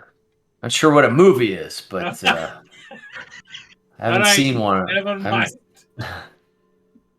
Yeah, I know. The noises, we've gotten used to all the crazy sounds, but they have never bothered us. There were creatures almost like chimeras, hewn from the bodies of other animals. One had a lobster claw with a cloven hoof, unlike anything. The Baroness is getting like real nervous and keeps looking at the Baron, who's just like kind of nodding his head a little bit as you're telling him all this. I swear I haven't been in the drinking. well. The teeth of a spider, the fangs of a spider with the claw of a lobster. It's unlike anything I've ever seen. Baron's taking it all in, and he says, "Yeah, I knew the abbot was. I knew there was something strange going on up there. But if you could not, share this with some of the villagers here, I don't want to get everybody freaked out." I think he's trying to contain him up there. If that helps at all. What is he? Mason? What is he into? Like, what's his? Is he just staying up there and gonna just live up there forever, or has he got some sort of agenda? You better sit down. He says, he puts his finger up for a second like that, and he says, "Hey, honey, can you go make these guys look pretty hungry. Can you get some more breakfast whipped up there?" Please, Hello. please, no vegetables. Do you have any fine salted meats? He says, "Well, it's about the end of our hog, but I'll see what I can find. Maybe have a extra steak or two we can throw on, and not really breakfast food, but I'll do what I can." And she scurries away into the kitchen. He says, "Yeah, I don't want to. We haven't had a run of real good luck here, so I don't want to give her any more reason to be nervous. But yeah, what's up?" He doesn't sit down, but he's looking right at you. So you've trusted us, so I'm going to trust you. He's into some weird stuff. Looks like he's trying to create a bride for Strahd. Damn it. Well, it seems like he did that. The bride's already there. She just needs the dress. Well, yes, she's right. He needs a dress. Speaking of which, how long ago did you and your wife get married? Does she still have her dress? It's a good idea. That's a very good idea. She it's been a while, and unfortunately we don't go through so much. We don't have the luxury of a lot of ceremony here, so she didn't have a dress. So you were too cheap to get her a dress. Oh, wow. Wow. Oh, one of those naked types of things, huh? Oh, wow. He looks How you down. guys He do it says, here. "Well, no, not naked, but we just, He looks a little ashamed now. Semi-naked.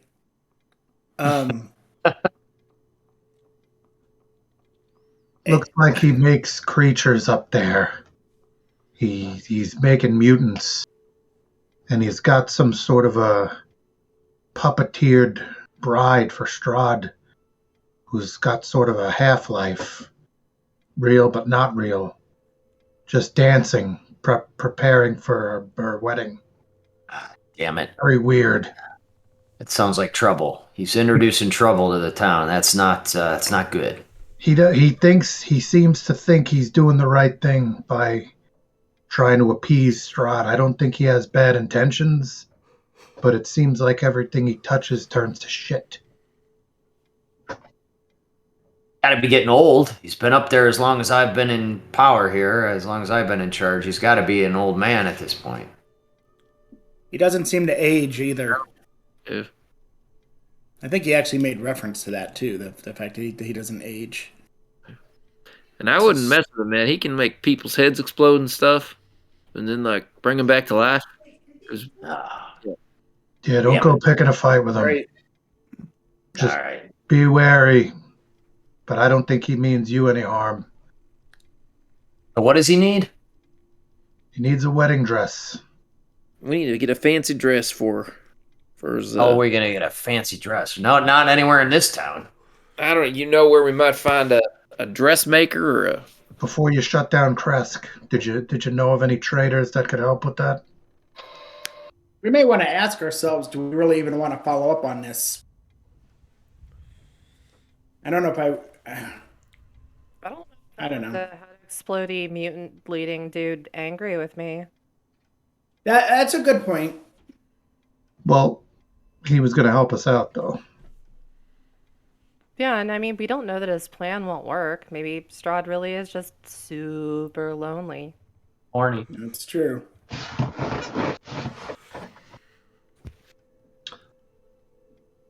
That bride that he made doesn't look like she can do much. Well, I mean, you don't really have to do all that much.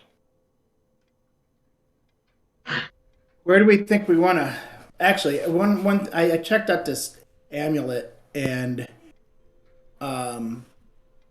Thornton, I think this is probably got to be, I described kind of the characteristics of it to you guys, and I'm like it, but I think really it's most effective in your hands,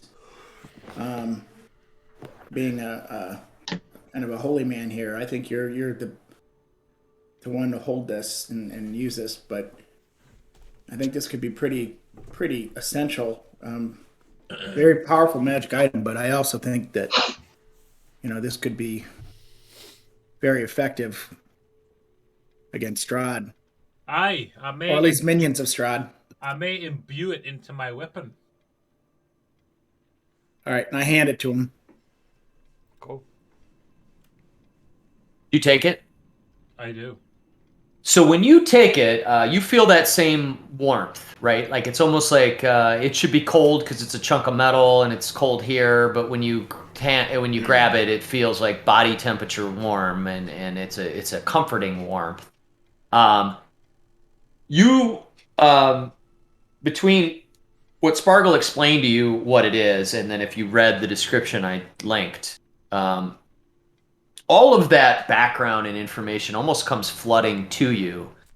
And you also, for the first time since you've been in Barovia, feel reconnected to Tyr, your deity, Ooh. somehow through this. Like this is a holy symbol that has a connection beyond this realm.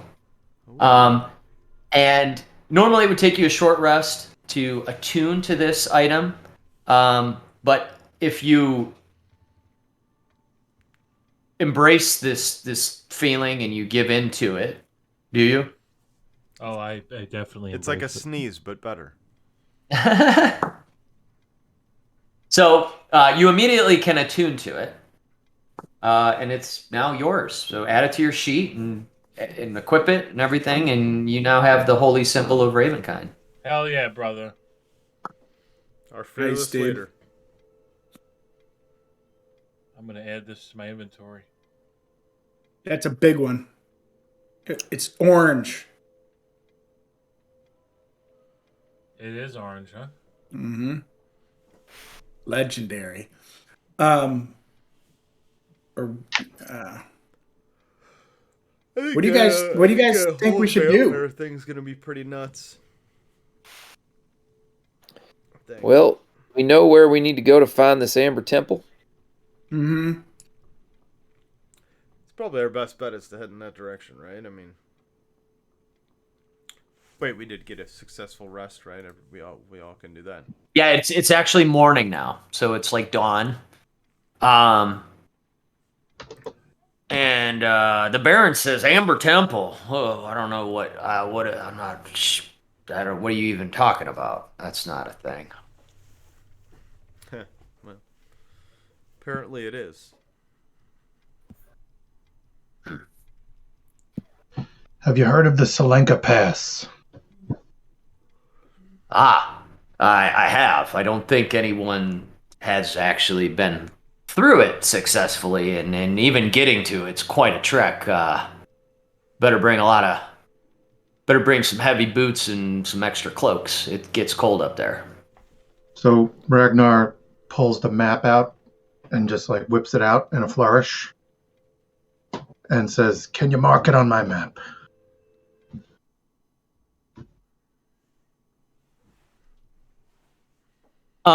So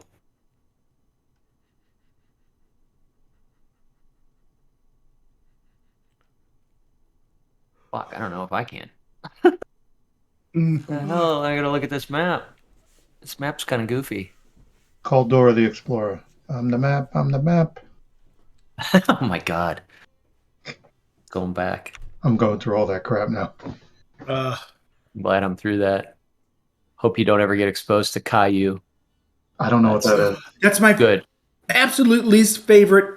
That voice. What It's is the that? worst. Malif?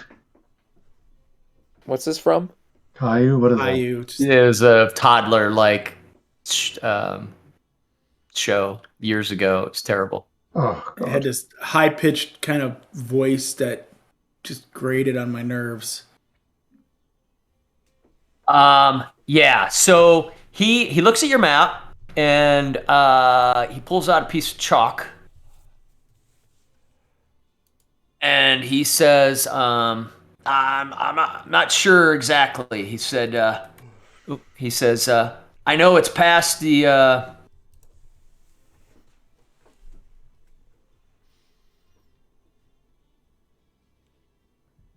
60 sessions, and I still don't know this fucking place. We had there was at some point you had kind of an idea. I was looking at some of the old maps that you shared, like. Yeah, sorry. He what he says is he says all I know is you got to go past Luna Lake, and he puts a big circle around this big lake down here, and he says, as soon as you get past here, it's straight up into the mountains, and I don't know anybody who's crazy enough to go up there, but maybe you guys are. So, in your life, you've never met anyone who's been there. You've only heard of people in the past? Yeah, I just know there's a place that is said that this Salenka Pass you mentioned is said to be somewhat impenetrable in order to get any further up in the mountains, and even to get to there is quite a haul. Really, just I don't know. No one has any good reason to go up there. Kind of barbarian land, really. There's barbarian tribes living there? We've heard of some. We've seen some come down. The few that we've seen tend to stay up there, I guess. That's good information. And it's you've mentioned something about a lot of snow and treacherous conditions. Just cold and not a lot of roads up there, so it's going to be not a fun ride. You know what? That's more information than we had. I appreciate it. Sure. If you guys have done a lot for us around here, if you head into some of the townsfolk will give you some extra cloaks and food and whatever we can spare if you have a need to get up there. Yeah, if you guys have any special type of gear that you use for snow climates, and if there's any special tools you use, we'd be much obliged. We're going to be going there. Well, yeah. So what he can provide you isn't great. He can provide you some extra cloaks, some climbing gear, ropes, stuff like that. Ropes?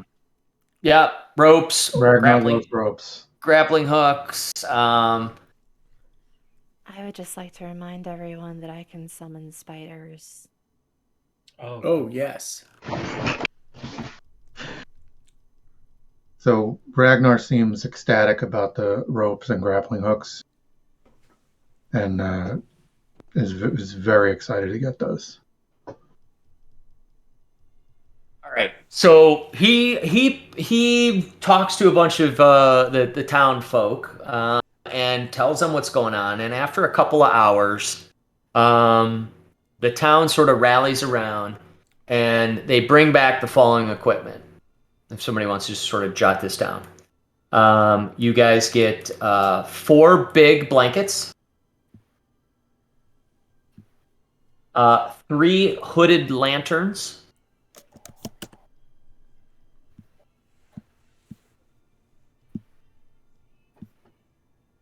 3 coils of 50-foot hempen rope.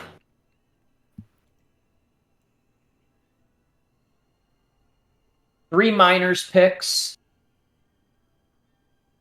And then they do their best to bring back about 8 big heavy cloaks that are made out of like hide and stuff like that. They would literally be just overcoats that you throw over the top of your on top, yeah, just to stay a little warmer. What were the first 2 things? The blankets and what? Blankets, and then there were some hooded lanterns. Hooded lanterns. I got 3 coils of rope, 3 miners' picks, and 8 heavy cloaks. 4 And what blankets. was Blankets. what about the were there hooks?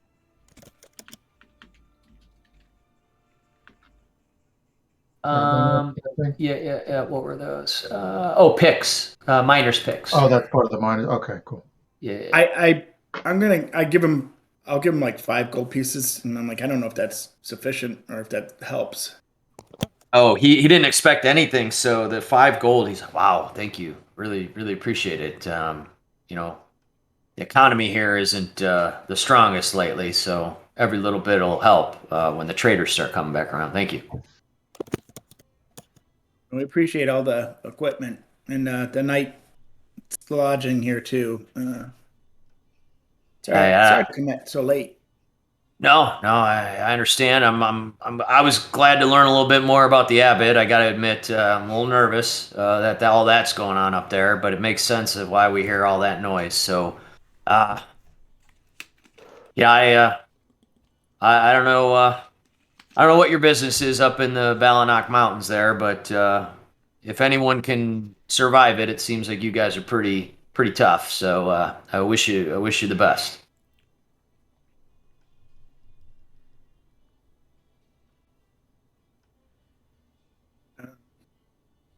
What do you think? Head out? We head off for the mountains. I think we head out, Yep. Wait, and I think we hit. Sorry, go ahead. Snickers survived the cold. I should know this as a horseman. And she, or did she, or he? Is it a he or she? He. Is it she? Oh, you tell me. Have you ever looked? Uh, Have you ever looked? yeah, Ken. He's fine here, right? He's been kind of. Yeah. I think they're generally going to be better than you all are in terms of withstanding the extreme temperatures. I asked them, hey, Baron, can I, my horse there, Snickers, can I board her here until we come back through? Him Says, yeah, of course, yeah, we'll take care of it. You won't be able to get something like that up through the mountains. It's just the path is not going to be stable enough. You're going to be doing a little bit of rock climbing here and there. So yeah, more than welcome to keep her here. Thank you. And he actually, some of the people that brought the gear to you all, he says, yeah, make sure that horse is well taken care of and fed. These guys are going to be gone for a little while. And I toss him some gold as well. How much money do I have? Yeah, I give him 5 gold for that as well. He's like super appreciative, and now he's like turned back to his wife and said, "Can you wrap up all the extra food from breakfast and make sure they're at least well fed halfway up the mountain?" And she does. She starts to sort of take all the extra food and all the food that they have extra spare and sort of wrap it up and hand you guys probably enough to get you through a few days. The group. Cool. Well, Deckard grabs a few of those things. I don't know if we split it up or whatever, but starts loading up. Puts a cloak on and grabs a blanket, one of the lanterns, and starts moving out towards the mountains. Lads, what do you think we hit the winery on the way there? Check in with those fellas. I like that idea. Yeah, that's a good idea. We're out of our supplies here. We could get And see if the birds have learned anything. That's a good idea. Yeah. I thought you want to go there for like a real reason. I thought I was just going to get some wine. That's why I wanted to go. The Baron tells you he's not sure, but it would be about probably about a full day's travel to the Salenka Pass, kind of weaving around and stuff. It'd probably be about 16 hours worth of travel, and you probably want to take breaks and stuff. So that would be taking this path. That would be like kind of going this way towards the past that Lake Luna and then up into the mountains. Is about from Kresk to there 14 to 16 hours. If you go to the winery, there's a thick forest here. So you'll either have to traverse that thick forest or double back. I'm just letting you guys know that. I'm cool with whatever you want to do. If you want to do the winery and then cut through the woods, or do the winery and then come back up through Kresk, either way is fine. But the winery is probably about 5-6 hours of travel to get there. Is it worth hitting the winery, checking in with them, seeing what they've learned, and asking about a dress so they can work on that in case we need it while we go to the Selenka Pass? That's probably a good idea. I didn't even think about that, but if we can ask, at the same time. Just on the off chance, I think it's worth it.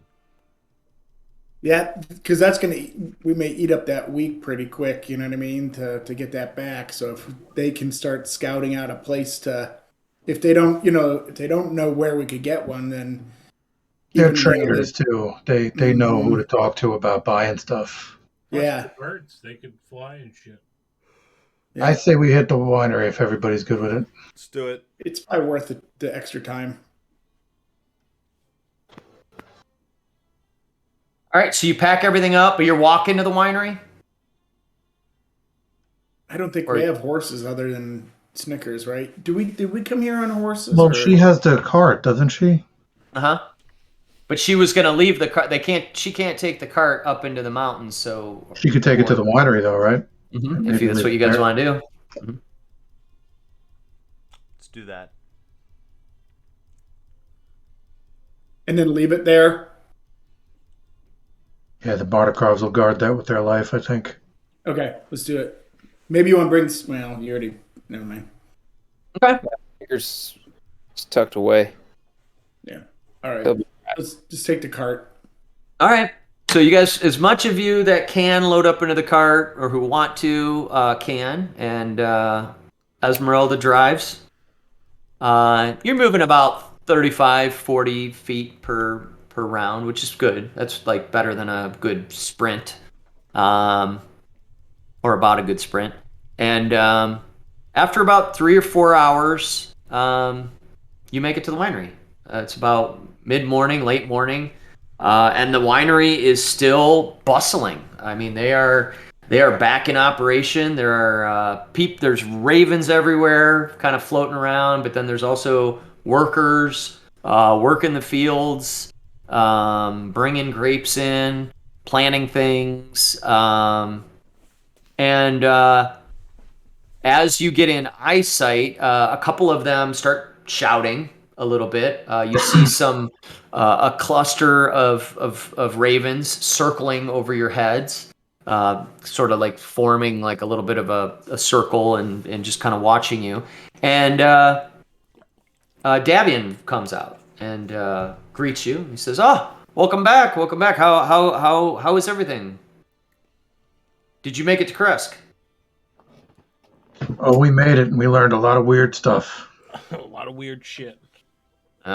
So things going better there than in Vallaki? They're alive. The abbot's doing some weird things. He thinks he might be able to construct a bride for Strahd, and that'll bring peace to the land. Seems a little deranged, but it's a thread we're going to try to pull. Yeah, Feels the like abbot. it'll appease the Dark Lord and maybe allow him to turn his gaze elsewhere than this land. But yeah, it seems. Yeah, I have my doubts about that. He's got crab people working for him. Who's that? Strahd? No, in Kresk. The Baron there? He's got crab? He's got Crabs? crab. No, the abbot. Abbott. The abbot. He's an Abbott. Elusive one. He's got crab. Yeah, he's locked up in the abbey there, right? We've scouted the place, but we've never kind of made contact with him. He's definitely out there. The Baron of the Valak or Kresk Kresk. was definitely helpful for us, though. I mean, he seems pretty straightforward type. Yeah. Feel bad for him and his family, but yeah, they seem to be good people. They keep to themselves. So what brings you here? What can you're looking for some rest or wine? You want more wine? You got more Could wine? use some. Yeah, we got any more Red Dragon Crush back in Well, there? we have some distilling or whatever you do with wine, and that's going to be a little while. But we still have a little bit of reserve stock. I mean, not enough to supply a town, but if you guys of course, if you want a case for yourselves, Yes. we could spare that. We Have don't. you heard from Nathaniel Swift lately? No. Why do you ask? In fact, we've become extremely concerned. He has not returned, and we're at the point now where we're assuming the worst. Aye, we are too. We were supposed to liaison with him a few weeks ago, but we never heard from him. I wonder if, never mind. I'll talk to you guys about that later. One thing we're wondering if you could assist us with. We need to procure a wedding dress for this crazy abbot. I don't think that his plan will work either, but he's pretty powerful, and maybe even having him, In our corner. Yeah, in our corner might be able to, it might benefit us in the long run. But he's looking for a wedding dress. We have What does he no want a clue wedding what it dress is. for? Who in Barovia wears a wedding dress? He's a fucking cross-dresser, lad, I told you. Davian, he's got a woman in there that he says he made, and he's teaching her how to dance. The whole scene was very macabre. She's just dancing in a room, and he says this is the perfect bride for Strahd. I don't know, but Sounds completely insane. he's got a bunch of mongrel people working for him. He killed one in front of us and resurrected it. I don't know what's going He on. seems there. surprised. He seems shocked by that, and he says, "My God, I've not heard of power like that." I don't know why he can't just find an old whore. Yeah. Well, Yeah. I mean, we don't have what kind of wedding dress? I mean, we could make something, but I don't think it'd be too fancy. Nothing shaped like a bird.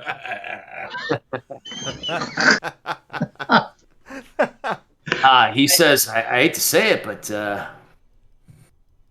he says, "Give me a minute." And he walks into he says, "Well, come on in for a second." And then he walks in, and you guys walk into that area where all those big vats were.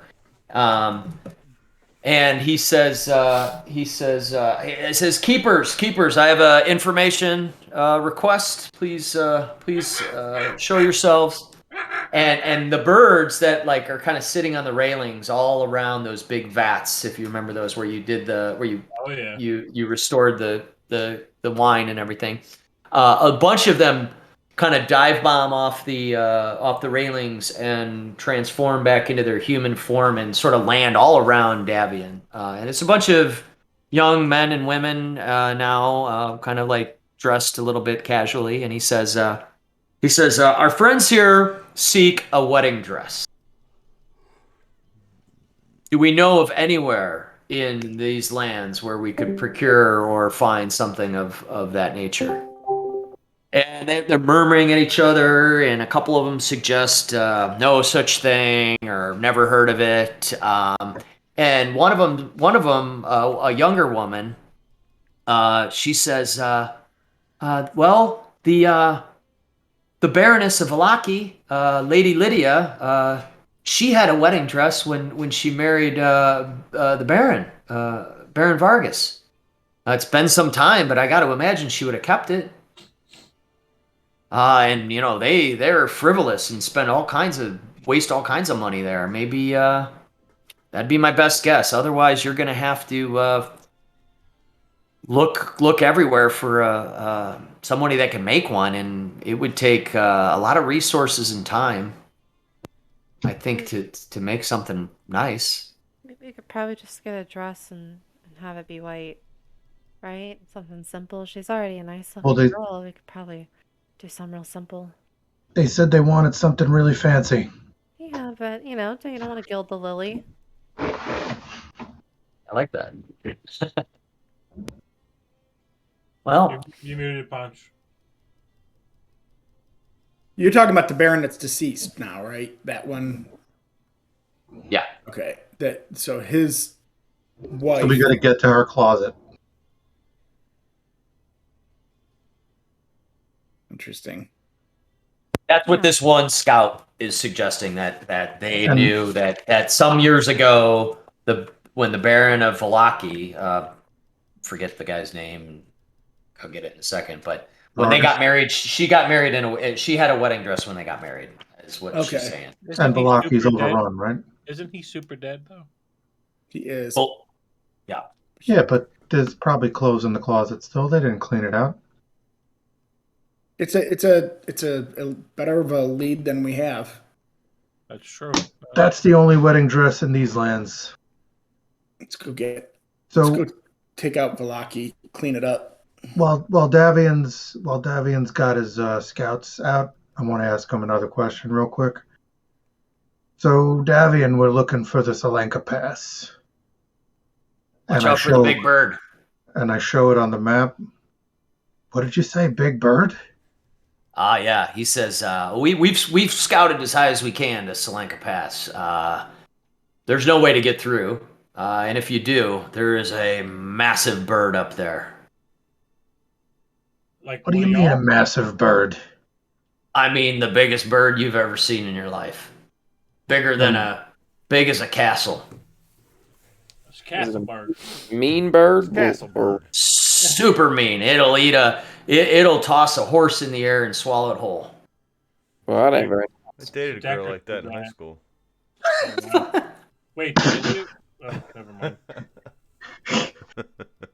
Never mind. So the Baron of Crest told us it's treacherous, snowy, we would need climbing gear. So we get through all that, and then there's a giant bird. That's why we don't go up there anymore. And supposedly this is where the Amber Temple is that we need to find. Have you ever heard of that? We've heard rumors, but haven't been able to confirm if it exists. Is it a bird that eats birds?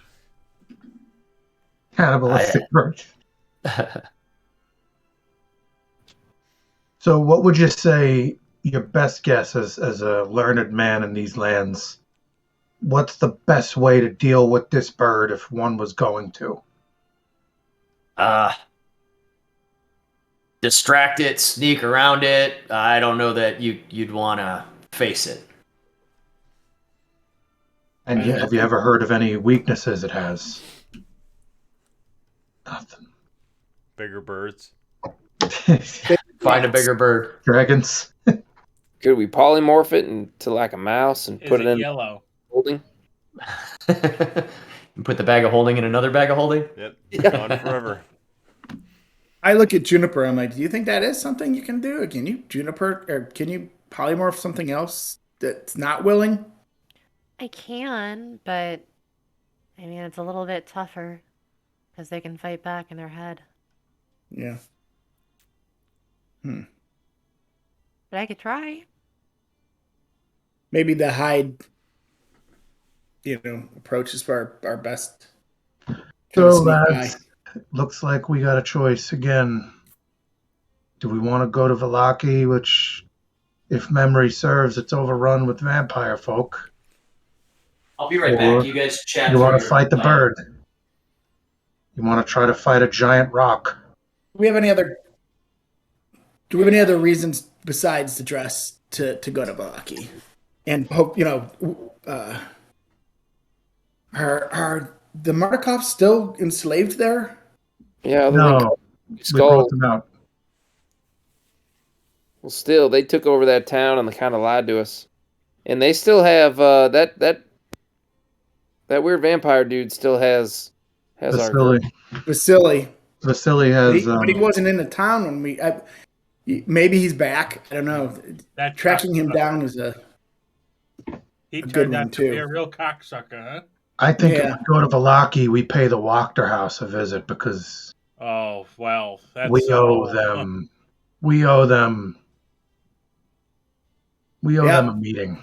That's gonna. I'm gonna put a fireball right up their poop chute. That's gonna be the spin-off game. It's a first-person shooter with Deckard, and he just kills all the fucking Wachters with his fucking crossbows. Urge of Deckard, it's gonna be called. He just fucking Deckard kills Hunt. everyone. Yeah, they just keep popping up and So keeps knocking You him get to down. break out the NES laser controller. The Zappa, yeah, he gets his God. there's a Zappa. heifer. So going Yeah. through the quest log.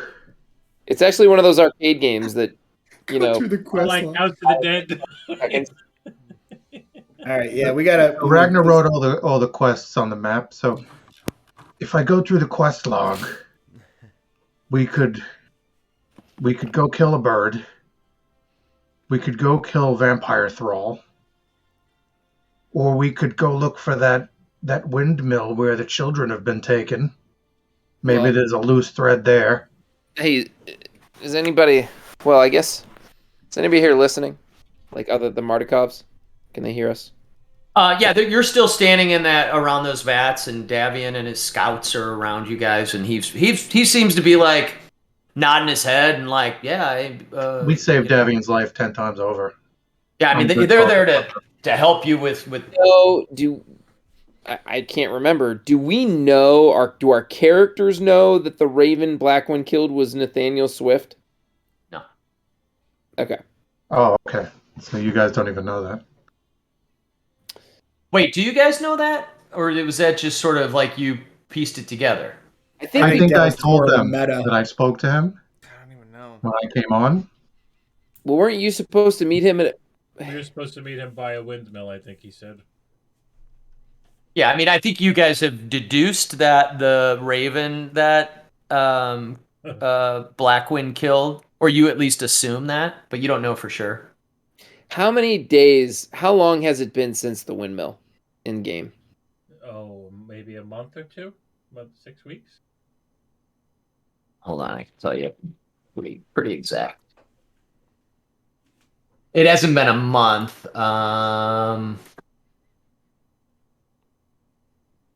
Would we be able to find some Raven bones at the windmill? Ooh, I like this idea. Oh my Ooh, Will, goodness. you're a nasty bitch. Will, that's a great idea. Oh my gosh. Raven bones. For what are you looking to do? If we- The abbot. Piece of them, we could get a dress and bring him back to. Damn, that's right. Let's go to the windmill. This is too good of a side quest. And we'll see if we find Crocus's head. Yeah, and if No, we no, can, no. we get- If we find it, can we just leave it? We get 3 reses though. And we're gonna revive Nathaniel And and We're gonna revive then Nathaniel. this three random times. squirrel we found on the way back. We're gonna and try 3 Nathaniel is times gonna for then Nathaniel. kill Crocus. We could, This is we could- Chippy the squirrel. Deckard, We could revive Deckard's Blackwood ship has sailed. kill him again. We could do that. Yeah. Dandy, Blackwind's old mule. Yeah. so we could go find Cold Water's bones, and we could have a pet dog. Yeah. We could bring Torgus back. That's okay. Oh. Oh, let's do it. I vote. We bring Torgus back. We should bring Torgus back. And have him face Strahd. Night, buddy. I'll come see you in a bit. Well, we could use him as like fodder. Let him run in first. And Matt has to play it both Thoradin and. Oh my god. We'll cast all the shields on him and just let him run in, take all the damage. I marked the map on just Roll20 Well, of some questions we have. We could go back to the windmill, see if we can find some bones, I think that'd be fun, even if we were, We are made, much made higher. A, made a quick trip of it, as quick as we can. I think it'd be And fun. that poor kid that was taken. Okay, We could revive the kids that Spargle killed. that's what I was gonna say. When you start talking about like that windmill, I get itchy. Raven bones, Blackwind bones. LOL. We might have to. It might be a little awkward to explain to the Martikovs though that like, yeah, we resurrected Nathaniel and he's got something to tell you. Yeah, these are the assholes I was trying to talk to and they shot me. Well, you could wait while his soul is like between both planes, and you could be like, "You want to come back? You'll keep your mouth shut." Well, It wasn't us here. It was some moron who's dead. So, But if we bring him back, then we're going to need to use our next res when Nathaniel Swift kills him, because he's going to kill him Yeah. again. Don't resurrect them next to each other. I'm all about and look in character. I say this in character. Juniper, Thornton. If we go back to that windmill, there are going to be some pies there. Hell yeah, brother. I love that. I ain't eating them shits. Ragnar mutters under his breath, "These fucking pies." Oh, they're so juicy and succulent. So we could go back through Vallaki, kill some vampire scum, get a dress, go to the windmill, find the bones of Nathaniel Swift, go back to Kresk Yeah. and then revive these people, and then maybe, because there's a part of me that wants to see like things play out when this abbot gives the bride to Strahd. And if we're going to do that, we need to bring him the dress within a week to get those 3 res charges. Mhm. So we got to do that now. Dan, you're gonna have to look in your garbage heap for all your Nathaniel Swift notes and Nobody It's shred like all that. that. take them back together. I phased him out a year and a half ago. I wrote not part of the Nathaniel story. Swift before coronavirus. Right. Literally. Oh That's no. true. And those bags, we can probably take them now. There's more of us, and we're a lot higher level. We could take those hags. Okay, so just running through our options then. Okay, so like you said, doing that we either head and accomplish those few things, or we go to the Amber Temple, where we hope that tome is there, which we've good evidence from historical that From Argynvost. that's what Strahd has a period of inactivity or hibernation, and if we can find that out, then that's huge. Remember, we learned so the Amber Temple thing's that potential tome. I still don't know about the woman hanging above the roaring fire. Find her, and you'll find a treasure. That's one of the cards. We still don't really know. Maybe that is something to do with the Amber Temple. I don't know, but I don't know. So it's either, I think those two. We accomplished trying to get the card, in the Amber Temple and the tome, or we do these things. And so which do you feel is like the priority here?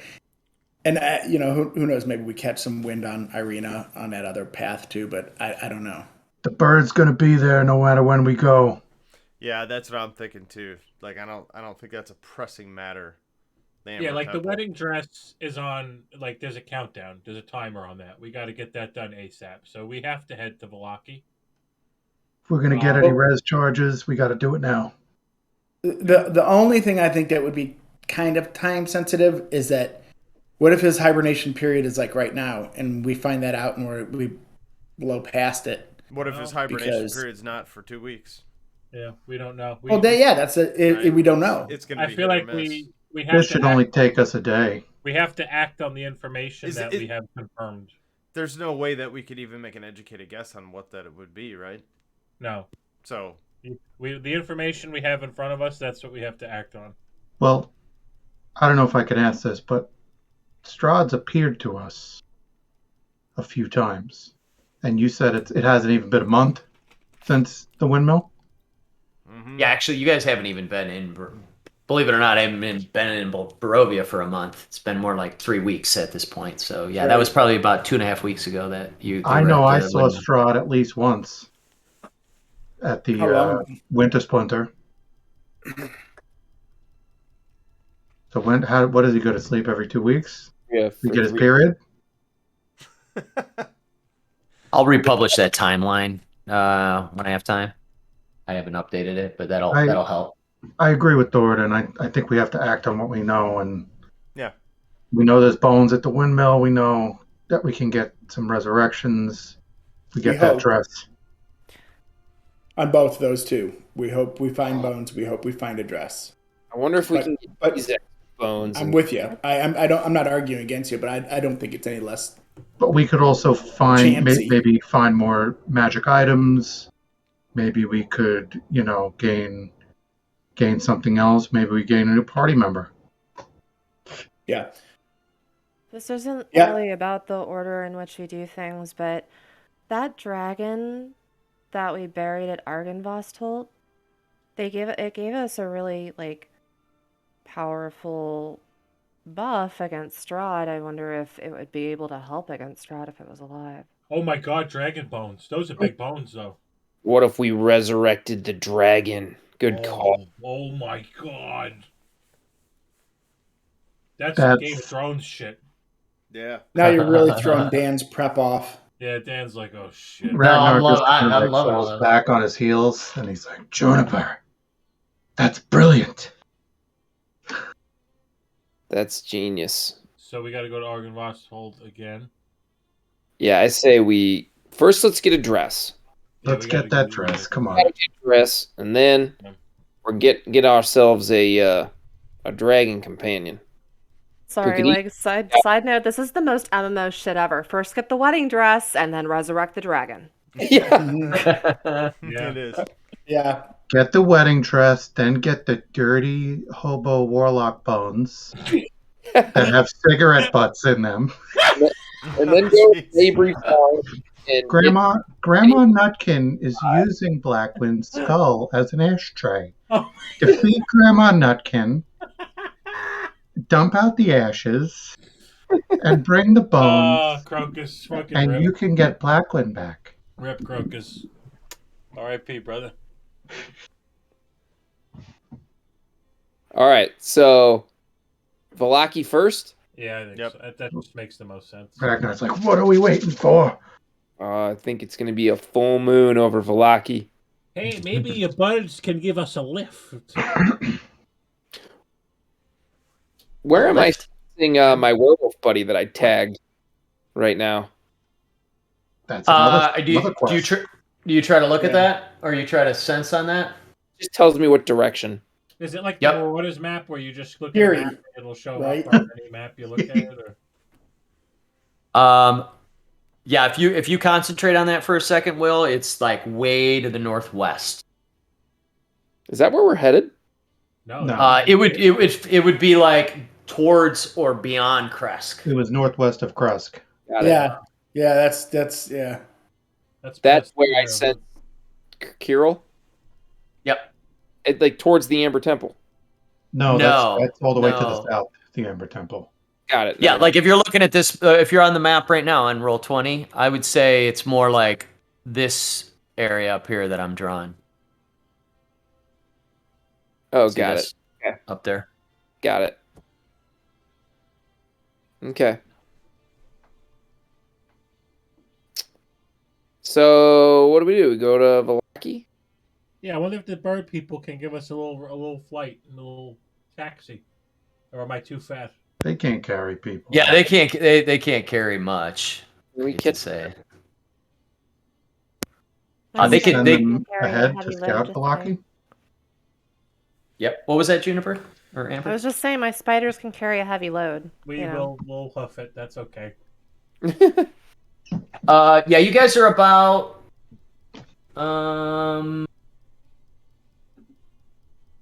8, 9, 10 hours from Valaki. As the Nazgul fly. I'm Right. all in favor of heading toward Valaki. Aye. Aye. Oh yeah. It's about 11 a.m. now. You'll hit there 9 p.m. Oh, perfect. We'll have a little fucking snack. Maybe we'll have to kind of. Well, we gotta approach cautiously because Yeah. there are vampire thrall there. Forget about that amulet. We'll get a bite to eat. We'll come back around 8:30, 9 o'clock. Name the movie. Home Alone. Yes. We'll throw some peanuts at him, and we'll be in Chicago before you know Tommy it. boy. That's Tommy. So, All right. So is that the Yep. game plan? Head to Valaki. Yeah. Yep. All right. So why don't we pick up the next session there? Perfect. It'll be easy it'll be easy travel because you're just doubling back on where you went. If you want, the Mardikovs will send some scouts ahead. You know, the Ravens can stay half a mile ahead of you, and if they see anything funky, they'll circle back and let you guys know. Or they'll wait for you as you get like sort of within eye shot of Valaki, and they'll let you know kind of how things are going down there. And it'll be later in the evening, and we'll pick up from there. Oh yeah, they're never gonna know what's gonna hit them. They're never gonna see it coming. Awesome. Can't wait. Good stuff. I'll Sweet. end the stream right there. Thanks everybody for All right, watching. thanks to all of our viewers. We couldn't do it without you guys.